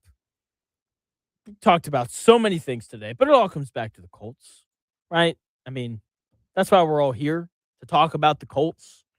And over the weekend, it is draft week, by the way. And as we get into draft week, Fox has this Fox NFL account on X, and they decided to post a nice little reminder about the guy that we have drafting for us here in Indianapolis, who, by the way, did a press conference earlier today where he did, his normal thing where he just said things that don't make any sense. But, hey, that's fine. It's only year 10. We knew what all was coming. So he does his press conference today, but it's too late. They released a graphic, this, NFL on Fox account did, of every team's record in the NFL over the last 10 years. That's how long Chris Ballard's been here now. The blue chip general manager, that's what Jim Irsay called him, has a losing record during his time here in Indianapolis. Over the last decade, the Colts have the 18th best record in the NFL in the last 10 years. Their record is 79, 88, and 1.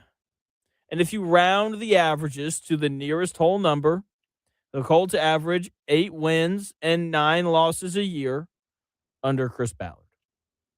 You already knew that, though. We're not crazy. It's so obvious what this team has been under Chris Ballard, and that is underachieving and average. What's frustrating about this, what's eye-opening about this, is the number of teams in front of the Colts that just shouldn't be in front of them. The Saints, the worst team in a consistently bad division, have a better record over the last 10 years than the Colts do. It's like, they had, Drew Brees for, a little bit of time in there. Yeah, the Colts had Andrew Luck for a little bit of time in there. Okay? And the Saints still have a better record than the Colts over the last 10 years. The Lions, who weren't good until 3 years ago, have a better record than the Colts do. The Chargers, the most irrelevant team in the NFL, has a better record than the Colts do over the last decade. The Dolphins, who haven't won a playoff game in 26 years, have a better record than the Colts do over the last decade. All of these mediocre or bad or dysfunctional teams have had more success than the Colts have in the last decade. You and I know this. I'll be honest with you. The Saints thing was kind of shocking. You and I know this. But it doesn't seem like Colts ownership has quite realized what's going on yet. I don't know how they haven't realized. Again, we're only going into year 10 of Chris Ballard. It's only year 10. It's only been 10 years of going 8-9 repeatedly. It's only been 10 years of Chris Ballard spewing nonsense during his press conferences. It's only been 10 years of rotations at quarterback and, 10 years of having decent rosters with a quarterback that's probably only going to be here for a year or two. That's what the decade has been. And for some reason, Colts ownership has just kind of ignored it. And it's just, it's frustrating. And it's going to seem like I'm changing topics here, but I'm not. Have you ever walked around your home with your shirt off? I do it all the time. My wife likes it. I like it most of the time. But there are moments where I'll walk by a mirror. I'll be like, I don't really like that as much. I don't know. if that's ever happened to you. Have you ever walked through your house with your shirt off and you accidentally walk by a mirror and you catch a little glimpse of yourself in it? And so you have to stop and you're like, oh man, kind of, kind of got a gut now. This isn't good. All of a sudden you realize that like you were overweight, but now you're obese. And now you're like, let me step on that scale real quick. And then the scale like creaks when you step on it. It's not a good feeling. You thought you were doing okay, but then you realize that you're, a fat pig who likes to sit on the couch and eat chips. It's not a good feeling when you realize that, especially when it comes out of nowhere, right? It's like a left hook from Mike Tyson. It kind of knock you off your feet for a minute. And I hope that someone with some power in the Colts higher-ups saw that graphic yesterday and had a similar moment of realizing that the Colts have gone from overweight to obese. They've gone from, roster has a couple of issues, but, do a couple things better. We can maybe win a couple playoff games. To now they're at a point where they need to completely overhaul this roster and this front office. Okay? And whenever you notice that you've gone from overweight to obese, or you've gone from good franchise to bad franchise, you really have three options in those moments. One, you can just ignore it. You can continue, doing what you've been doing. You can continue to pay Chris Ballard a boatload of money to miss on draft picks and all of those kinds of things. And you can just, continue to lose games. Right now, that seems like that's what's happening with the Colts. Two, you can be motivated to make changes for a week by emphasizing things like competition. This happens to everybody. It's like, oh man, I'm putting on the pounds here. Let me start a diet. And then 2 weeks later, you are no longer on said diet. Happens to everybody. Right? And that's kind of what the Colts competition thing felt like last year. Where Chris Ballard's sitting at the podium like, we need competition in training camp. Competition makes everybody better. Iron sharpens iron and all that happy stuff. Your third option is you can just fully commit to the radical changes that need to happen. Because that's what the Colts need. The Colts need radical changes to get this franchise back on track. Okay? That is what they need. The Colts have ignored their problems for a while now. No matter what happens this year, Chris Ballard, he needs to be let go. He needs to be done at the end of the year. When the year is over, call Daniel Jones into your office, Carly Ursay-Gordon, and just, very simply say, hey, thank you so much, for those 10 games of competitive football last year when we were 8-2 and things seemed to be, turning around a little bit. But we think it's time for you to go and play somewhere else. And then tear the team down to the studs. This should have happened a while ago. But the Colts have ignored their problems. Now, they're behind dysfunctional teams like the Dolphins and irrelevant teams like the Chargers and bad teams like the Lions. Hopefully, this is the wake-up call that the Colts need to make some drastic changes. Make some drastic changes. That is what those teams that have leapfrogged the Colts have done. Okay? The Lions went out and hired Matt Campbell, or excuse me, Dan Campbell. Matt Campbell's the head coach at Penn State. They went out and they hired Dan Campbell, who has completely shifted the culture in that building. They've also drafted really well. That helps. But they hired a coach who has changed the culture. That like their teams are disciplined and their teams are aggressive and their teams are tough. Those are the three defining aspects of the Lions. Okay, the Chargers did a similar thing. They went out. They hired Jim Harbaugh. No matter what you think of Jim Harbaugh, that dude's just shown up and won everywhere. Stanford hired him. They won a bunch of games. Michigan hired him. They won a bunch of games, even before they cheated. The 49ers hired him. They played in the Super Bowl. And now the Chargers have hired him, and they made the playoffs this last year, despite losing both of their starting offensive tackles for the entire season, despite playing in the AFC West, one of the probably the best division in football. Okay, you've got the Dolphins, who just fired their general manager and head coach, and maybe you've seen some of their press conferences. I don't expect that you have. But you can tell that the culture there is it's about to shift, right? They got rid of everybody. They got rid of Tyreek Hill. They got rid of Tua. They got rid of Jalen Waddle. They got rid of their best players, and they brought in a new coach. They brought in a new general manager, and you can tell defense is really going to matter to them, and they're going to be tough, and there's going to be no BS with that franchise. And then you look at the Colts.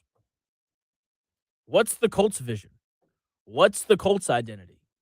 We're going into what the fourth year of Shane Steichen. What is the identity of the Colts? I wouldn't say the Colts are a tough team.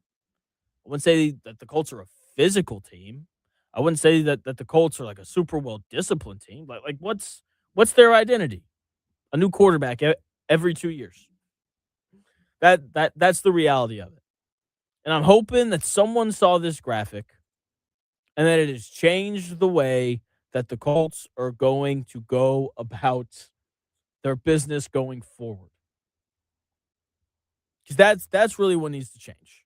There needs to be an overhaul, right? I would keep Shane Steichen, but look, if they moved him, it would make sense. All right, there needs to be an influx of toughness in the building, and I just don't think that Chris Ballard is going to be the guy who makes that happen because he refuses to be honest with himself. He said today in his press conference that he felt like they had done, quote, a good job of drafting edge rushers, which is just insane. It's just not true.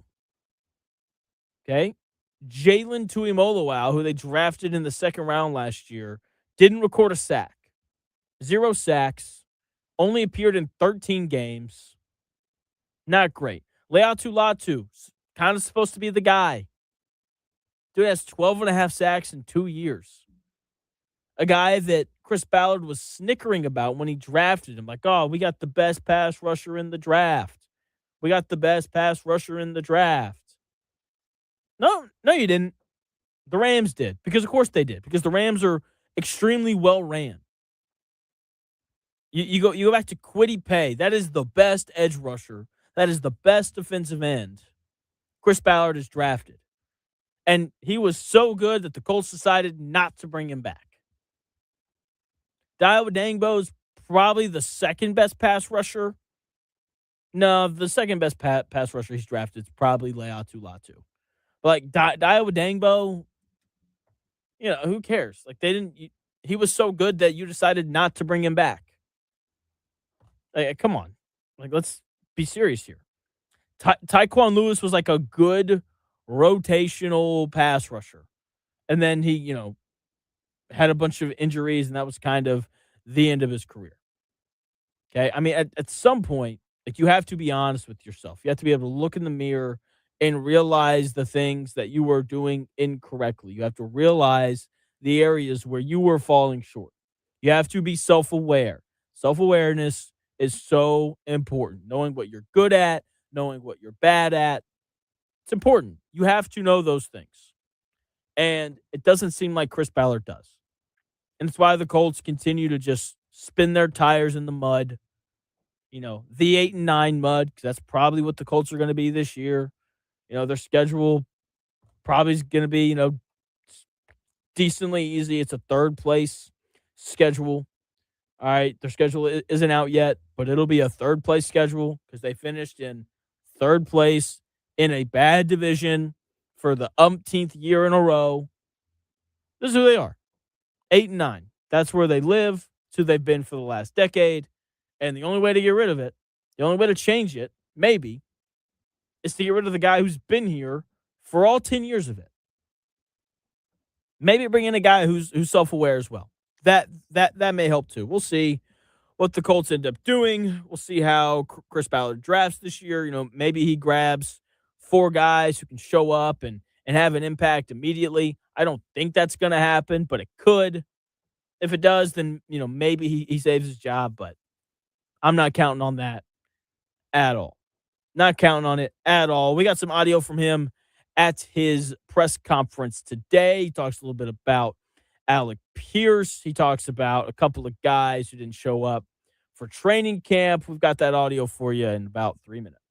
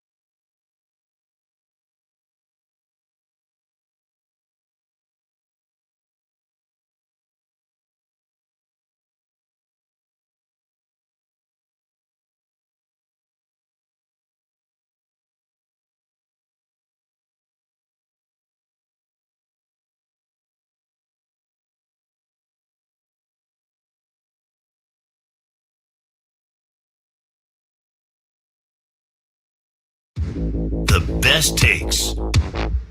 Maybe. The Real Jonathan Smith Show on Indy Sports Ticket 1430 AM, 93.9 HD2, and always on the free Indy Sports Ticket app.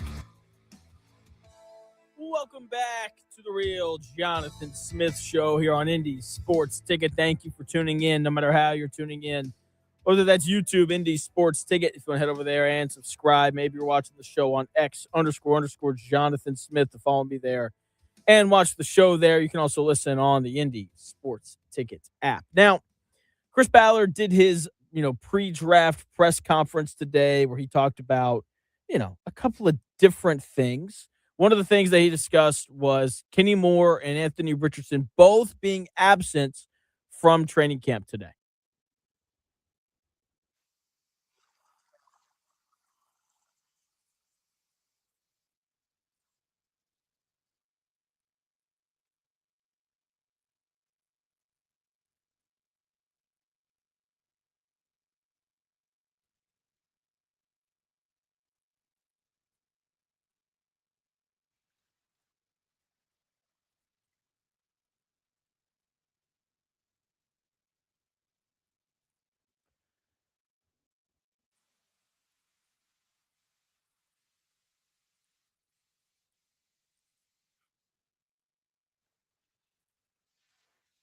Okay, so first little clip there was about Anthony Richardson. Will he be here? I don't know. He could be. He could not be.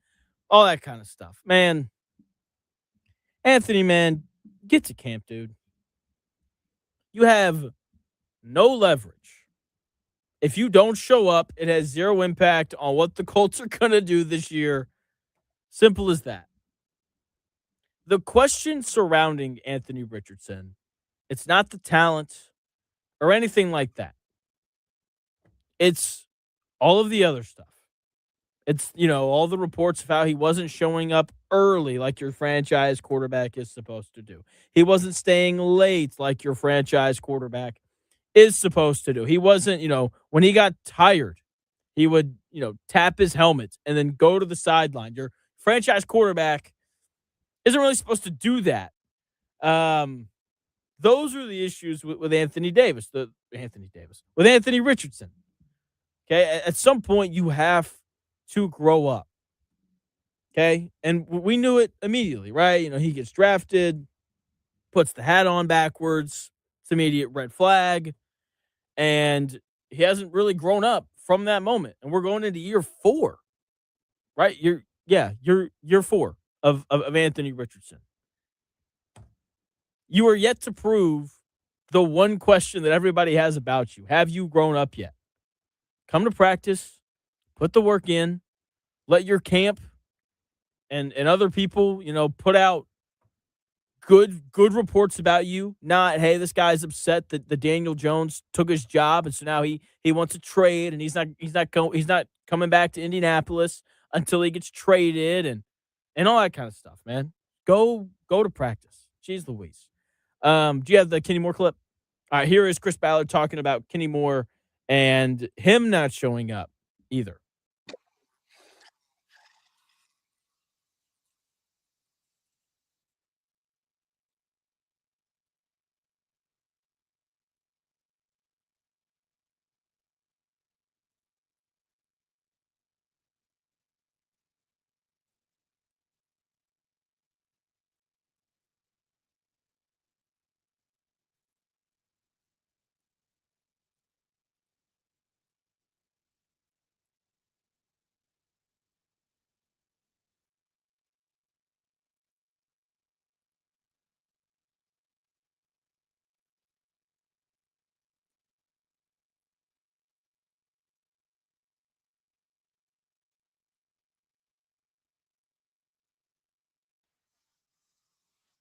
Kenny Moore, that's Chris Ballard right there talking about Kenny Moore and his trade request and how he's not at camp right now.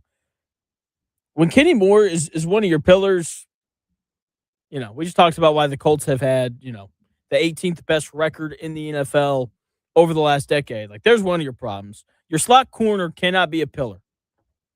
Just can't be if you want to win football games consistently. So there's that. I don't blame Kenny Moore for not showing up. This isn't really a surprise.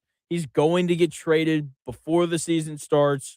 Chris Ballard also kind of hinted at, giving him a courtesy release, which would be the dumbest thing ever. It's like you're paying Kenny Moore a whole bunch of money. Make him show up until you get a trade for him. That's just common sense. Like, when you're a bad football team, you can't just let assets walk for free. Okay, that's how you continue to be a bad football team. So, just more Chris Ballard brilliance right there. And I think we got one more clip of him talking about Alec Pierce, and another way to remain a bad football team is to pay guys who are hurt, which Chris Ballard did. Listen to this audio.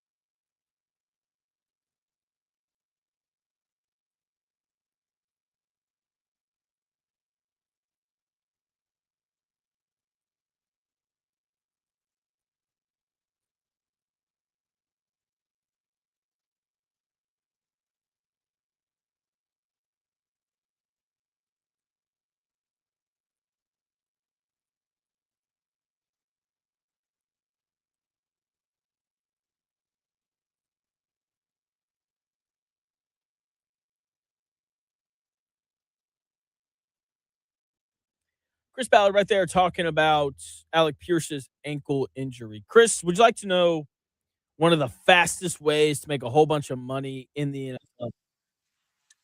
How's that? I was going to come up with a smart answer, but it didn't work out. Be hurt and call Chris Ballard and ask him for a contract. That sounds accurate. I mean, the same result, I guess, with that guy coming out of retirement, right? From like the played for the Chargers. That's With Phillip Rivers? No. The other guy. Oh, The guy they just the signed. safety. Yeah, Right. yeah, exactly. Like, be hurt and call Chris Ballard. He will pay you a lot of money. Apparently, having a lingering ankle injury and playing wide receiver, not like a wide receiver expert or anything, but I feel like your ankles are pretty important when you're cutting back and forth. Apparently, a lingering ankle injury followed by a year where you barely catch 40 passes results in you being the highest paid free agent wide receiver ever. Just incredible general managing from Chris Ballard right there. Also, why are you having that conversation about his ankle after you signed him? This should have been a before you signed him thing. Hey, man, how's your ankle? Because if it's not good, I know that you played through it, and I appreciate that you played through it. But if it's in a bad spot, like we need to know that. And so I just, again, good old Chris Ballard, just doing good old Chris Ballard things. This franchise is so screwed, man. I just get him out of here. I'm not even excited for this football season. The Colts are gonna have probably like a pretty average draft where we come out of it and we're like, they got a linebacker and they got this edge rusher in the third round who really flashed a little bit at some school that you've never heard of. And and then we'll all, get excited, and then the Colts will start like 3-5, and they'll say, "Oh, but the second half of the schedule is so much easier than the first half of the schedule." And then, we'll continue to see mediocre play from the Colts. They'll be 7-9 heading into Week 18. They'll win the game to be 8-9. And then we'll have a discussion in the locker room after the game where the owner says, we're undefeated in the year 2027. Good job, guys. See you next year. I guess that's where this pitiful, annoying, waste of time franchise is right now. And again, it all starts at the top, and that is not a Chris Ballard thing. That is a Carly Ursay-Gordon thing. And I don't want to be too hard on her because, she was obviously, she's the person in charge right now with the Colts. But, her father passed away. That's, probably not the easiest thing to deal with. I'm sure that, whenever my dad passes away, because it'll happen at some point. Like, I'm sure that my shows after that probably going to be a little rough for at least the first few days, because that's that's a really hard thing to deal with. And so, part of me is curious if maybe Carly Ursay didn't fire Chris Ballard because she just wants to kind of get through this phase of her life, mourning her father, before she brings in having to interview general managers and figure out if those general managers also like Shane Steichen, and so on. And so I'm trying not to be too hard on her, but man, the adjustment to this franchise has to come soon. Has to happen soon if they want to get back on track. All right. I'm harping on it. I'm going to harp on it all year. It's 10 years of the exact same thing with Chris Ballard. Okay. Rip this thing down to the studs, and let's see what happens from there. All right, this team needs to hit the reset button in a really big way. And college football, they hit the reset button a couple years ago whenever they started doing all the NIL stuff. And Indiana has benefited greatly, right? Great transfer portal class for both college football and college basketball. And, obviously they're coming off of winning the national title in college football. And Ty Simpson went on Colts wide receivers podcast, Josh Downs. Ty Simpson went on Downs to business and basically came out and said that he knew exactly what the Indiana defense was doing and how they didn't really mix coverages, that they just kind of did their own thing and like it wasn't complicated. The problem was that everyone on the IU defense was always exactly in the right spot. And Ty Simpson was really paying a compliment to IU. I think that was his intent, but no one really took it that way. Indiana defensive coordinator Bryant Haynes definitely didn't take it that way. He sent out a tweet where he said, quote, "Adorable. We also saw everything they were doing on every single snap. It's just that we exploited those cues and didn't get frozen and crushed by them." That wasn't it, though. The Alabama fan base is a little prickly. They don't like losing. They think they own college football. It's really annoying. So those Alabama fans came at Coach Haynes, saying that Ty Simpson was paying him a compliment. And then here's what he said. That's all it took to break your entire fan base? Wow. Maybe I should have just said boo. No apologies, no compliments. Grow up, folks. He had a bad take, and I said the painful truth. Bounce back better. Go IU. Or hashtag go IU. Hashtag no compliments. I love it because Alabama fans are the worst. As someone who grew up in the South, Alabama fans are incredibly entitled. They think that they should be the best every year just because their name is Alabama. They don't realize that they won all those national titles because they had Nick Saban. They think they won all those national championships because their name is Alabama and that it's just their right to win national titles. They just completely ignore the dumpster fire of a program that they had before Nick Saban got there. Now Indiana has come along, and they have taken this crown from them. Indiana has the best program in college football right now. It's not even just about the national title. It's about who's in charge of that program. Coach Cignetti is the best coach in the sport. The fact that Coach Cignetti is a former Alabama assistant certainly throws some salt in the wound for all those Alabama people. Okay? And people that have been at the top oftentimes struggle when they're on the decline. I heard former Bucs head coach Doc Rivers on the Bill Simmons podcast over the weekend say that there's nothing worse than coaching an aging star because they want to do things they can't do anymore, and you have to be the one to tell them that they can't do that. And oftentimes that results in the head coach getting fired. I think this is really similar. Alabama used to be at the top, but now they're not. And they're not handling it well. Even their reporters are whining. Indiana, this reporter that I've never heard of came out and said Indiana has quickly become one of the most insufferable entities in college football. Their coaching staff, fans, and even the media that cover them. Oh my gosh. When I was covering the Rose Bowl, me and another member of the Alabama media had Indiana media members openly trying to trash talk us. Oh my goodness.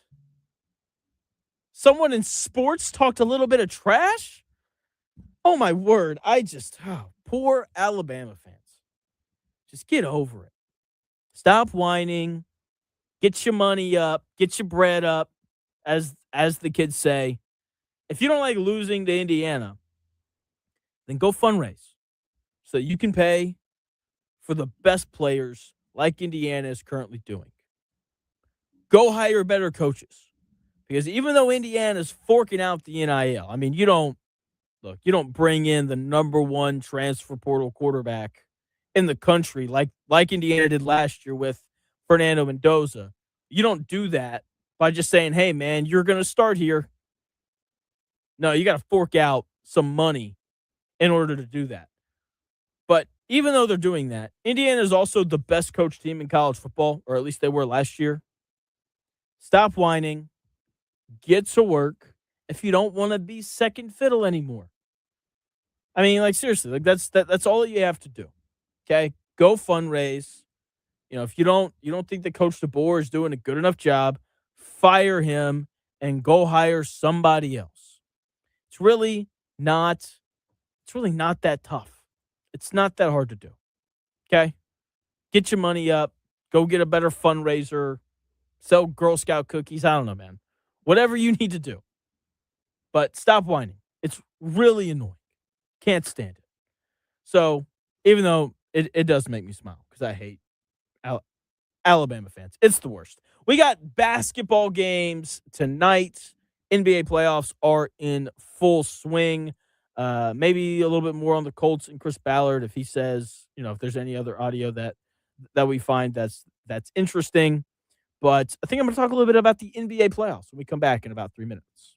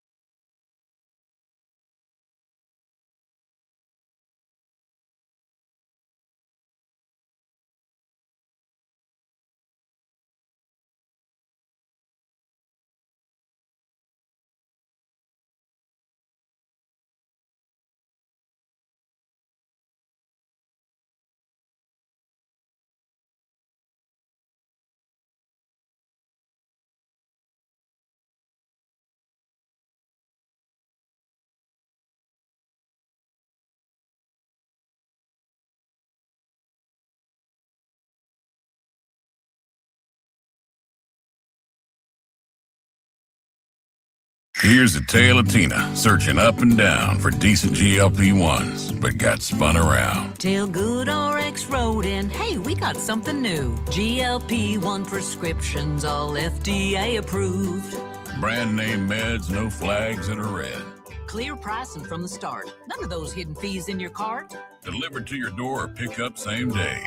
Darn tootin'. Save time and money on prescriptions. I put it to goodrx.com/weight loss. GoodRx is not insurance. When you're vacationing in your RV, there are some things you can always count on.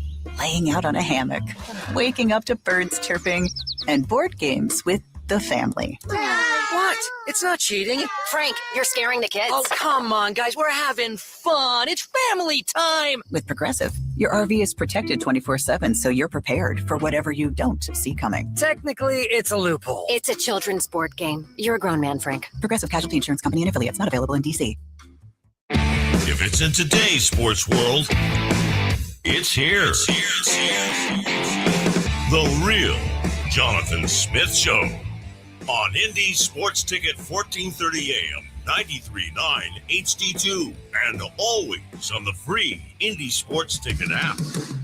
Welcome back to the Real Jonathan Smith Show here on Indie Sports Ticket. Thank you for tuning in, no matter how you're tuning in, whether that's YouTube, Indie Sports Ticket.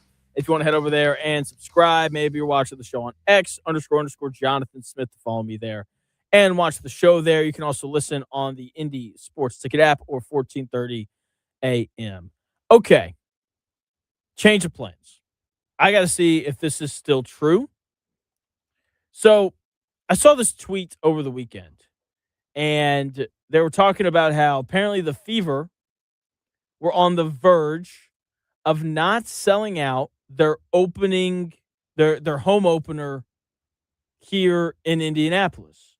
And if they don't sell it out, it'll be the first time in a long time. Oh, I got lied to. I got duped. No. Man, I saw a tweet over the weekend saying that it was like $600 to go to a Fever game or to go to the opener. And that's not true. Man, gosh dang it. That ever happened to you where like you see a story and you're like, oh, that's interesting. And then you realize that it's not true. Yes. Multiple times. And it happens more often than not, especially now with AI and stuff. Okay. I see what's happening here. No, it was right. Okay. I didn't get duped. I found it. Congratulations on the unduping. Thank you. Man, okay. Would you spend, let me see. Would you spend $4,550.56 to sit courtside at a Fever game? No, I don't think so. I wouldn't either. Absolutely not. How much would you pay for a courtside Fever seat? It depends on who they're playing. If they're playing the Aces, I don't know. I feel like $2,000 is a fair price. Not saying I would pay that, but I mean, then again, I've never sat courtside, so I don't really know how much it's worth. I would love to know, but I don't.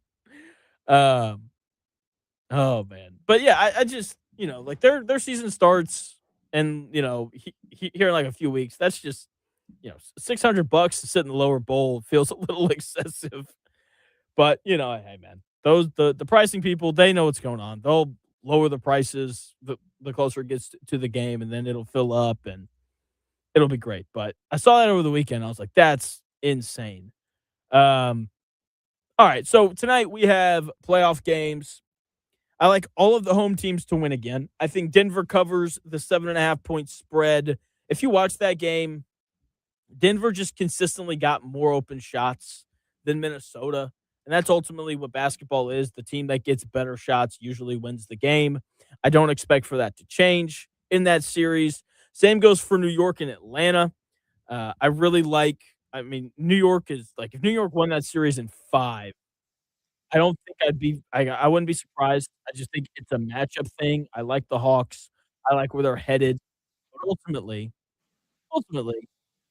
they just don't have as many good players as the Knicks do. Sometimes it's really that simple. All of the better players for the Hawks as well, the Knicks have good answers for defensively. The Hawks don't really have an answer for the Knicks' size. So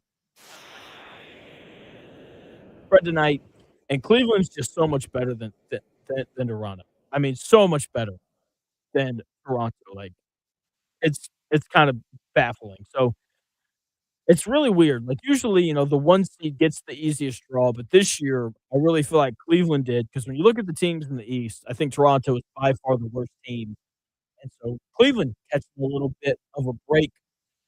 So I like them to win and cover that 9.5-point spread as well. Chris, did you see any clips of Victor Wembanyama from last night? Outside of what has been shown here on SportsCenter, no. But it's incredible. I did like the Spurs home court setup with everybody in the crowd wearing a different color shirts. That was pretty cool. They do like a big fiesta thing, I guess, around this time every year. But there's this clip where Wemby brings the ball up, goes behind his back, in and out dribble, one hard dribble to the right, spins back to his left, and then dunks. It's incredible. You see it, and you're just like a man that is 7'4" should not be allowed. That he just shouldn't be allowed to do it, and it's just incredible. Like, he's going to be the best player on the planet as soon as next year, and in as late as 3 years from now. He's got some things that he needs to figure out. Like, once he learns how to kind of operate from the foul line, he's going to be unstoppable. He still turns it over a little bit too much, but defensively, I mean, they're going to announce who won Defensive Player of the Year tonight. And, I mean, we all already know. It was Wemby. He should be unanimous, and he should be the unanimous Defensive Player of the Year every year for as long as he's in the league, if he stays healthy. So, like, defensively, he's already incredible. Offensively, like, when it's right, it's just unstoppable, man. Like, there are some guys who when they're, like, your bigger, taller guys, a lot of them move like they're big and tall. It's, like, a little awkward, you know? But, like, when he moves, it's just so fluid. And last night, he's, like, hitting threes on the move. He's just incredible. They call him the alien for a reason. He's only going to become more of a freak as he plays more and gets stronger. He can still get pushed around a little bit, but he looked awesome last night. I can't wait to watch the best player in the world, Nikola Jokic, tonight, just dominate the game while looking like he eats, potato chips every night before bed. And he also looks like he just doesn't care. He's just awesome, man. Anyway, the Colts. It all comes back to the Colts. I'm so intrigued to see what they end up doing with that second round pick.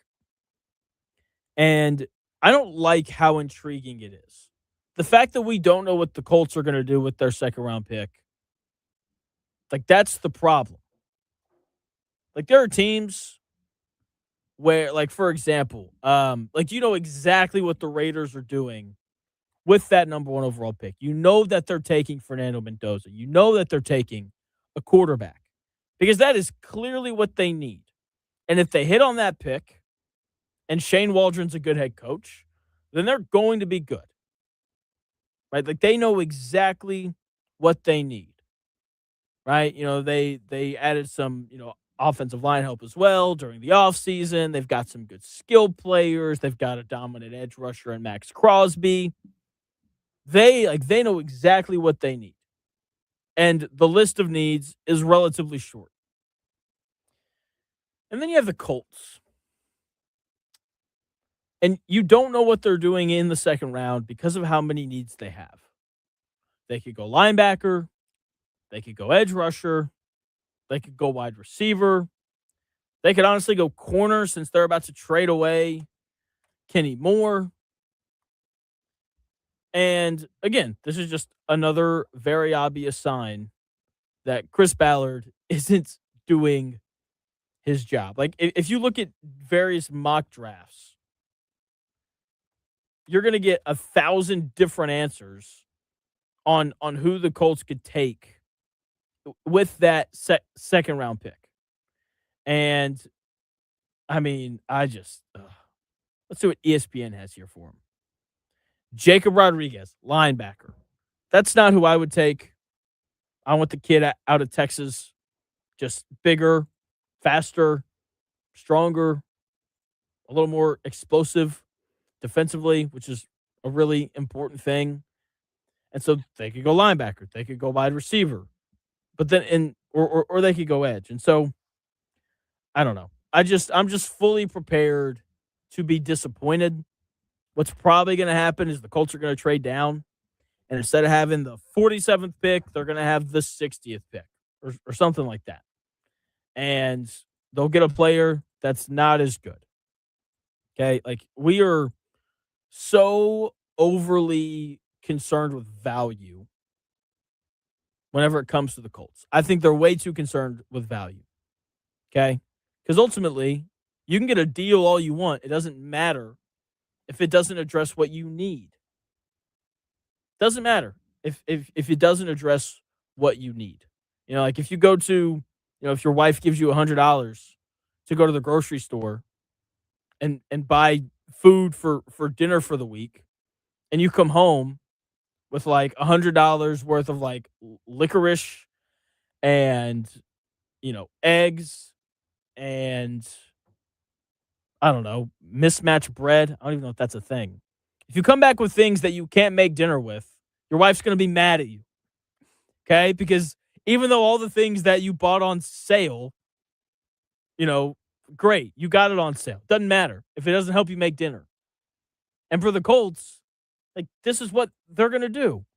They're going to sit there and they're going to draft value, and then you're going to listen to Chris Ballard say, I can't believe that he was on the board. I know that we needed an edge rusher and not an offensive tackle, but he was just too good to pass up on. Great. Who's going to help us stop the run? Like value's cool. You're going to hear that word throughout the entire draft process. You've heard it all weekend, with Dexter Lawrence being traded to the Bengals from the Giants. It's like, was Dexter Lawrence really worth the 10th overall pick? Does the value match up? Yes, because Dexter Lawrence is probably the second or third best defensive tackle in football. And the Giants could draft a guy at 10 who's out of the league in 3 years. He's absolutely worth the number 10 overall pick. I mean, come on now. All right, now if you want to question, like, why would you trade for Dexter Lawrence when you could, keep Trey Hendrickson? Like, I think that's a fair question. But in terms of is Dexter Lawrence is his value equal to that of the number 10 overall pick? Absolutely it is. Okay, so value, forget about it. It's about need. That's what it's about for the Colts in this draft. That's what it's about for every team. It's about need. And if you can get a guy that you need at the 47th pick, just take him. Who cares if you took him 17 picks too early? Seriously, who cares?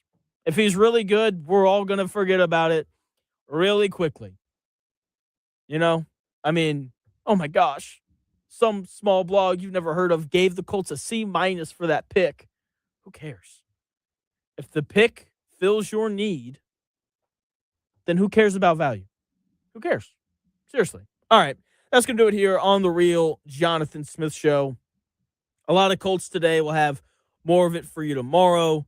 Probably more stuff from the Chris Ballard press conference. We'll talk about some of these Indiana guys, where they may or may not get drafted, some of the better fits for them, those kinds of things. We'll obviously touch in on the NBA playoffs as well. But it is NFL draft week. Jared Dubin is going to join us tomorrow at 1 o'clock. He'll talk NBA playoffs with me. Again, that is at 1. Love Jared. He does a great job. We'll do Top 10 Tuesday as well. Tomorrow's show, it's going to be great. Chris, thank you for your help. Shout out to Noah for popping on as well. We will talk to you tomorrow starting at noon.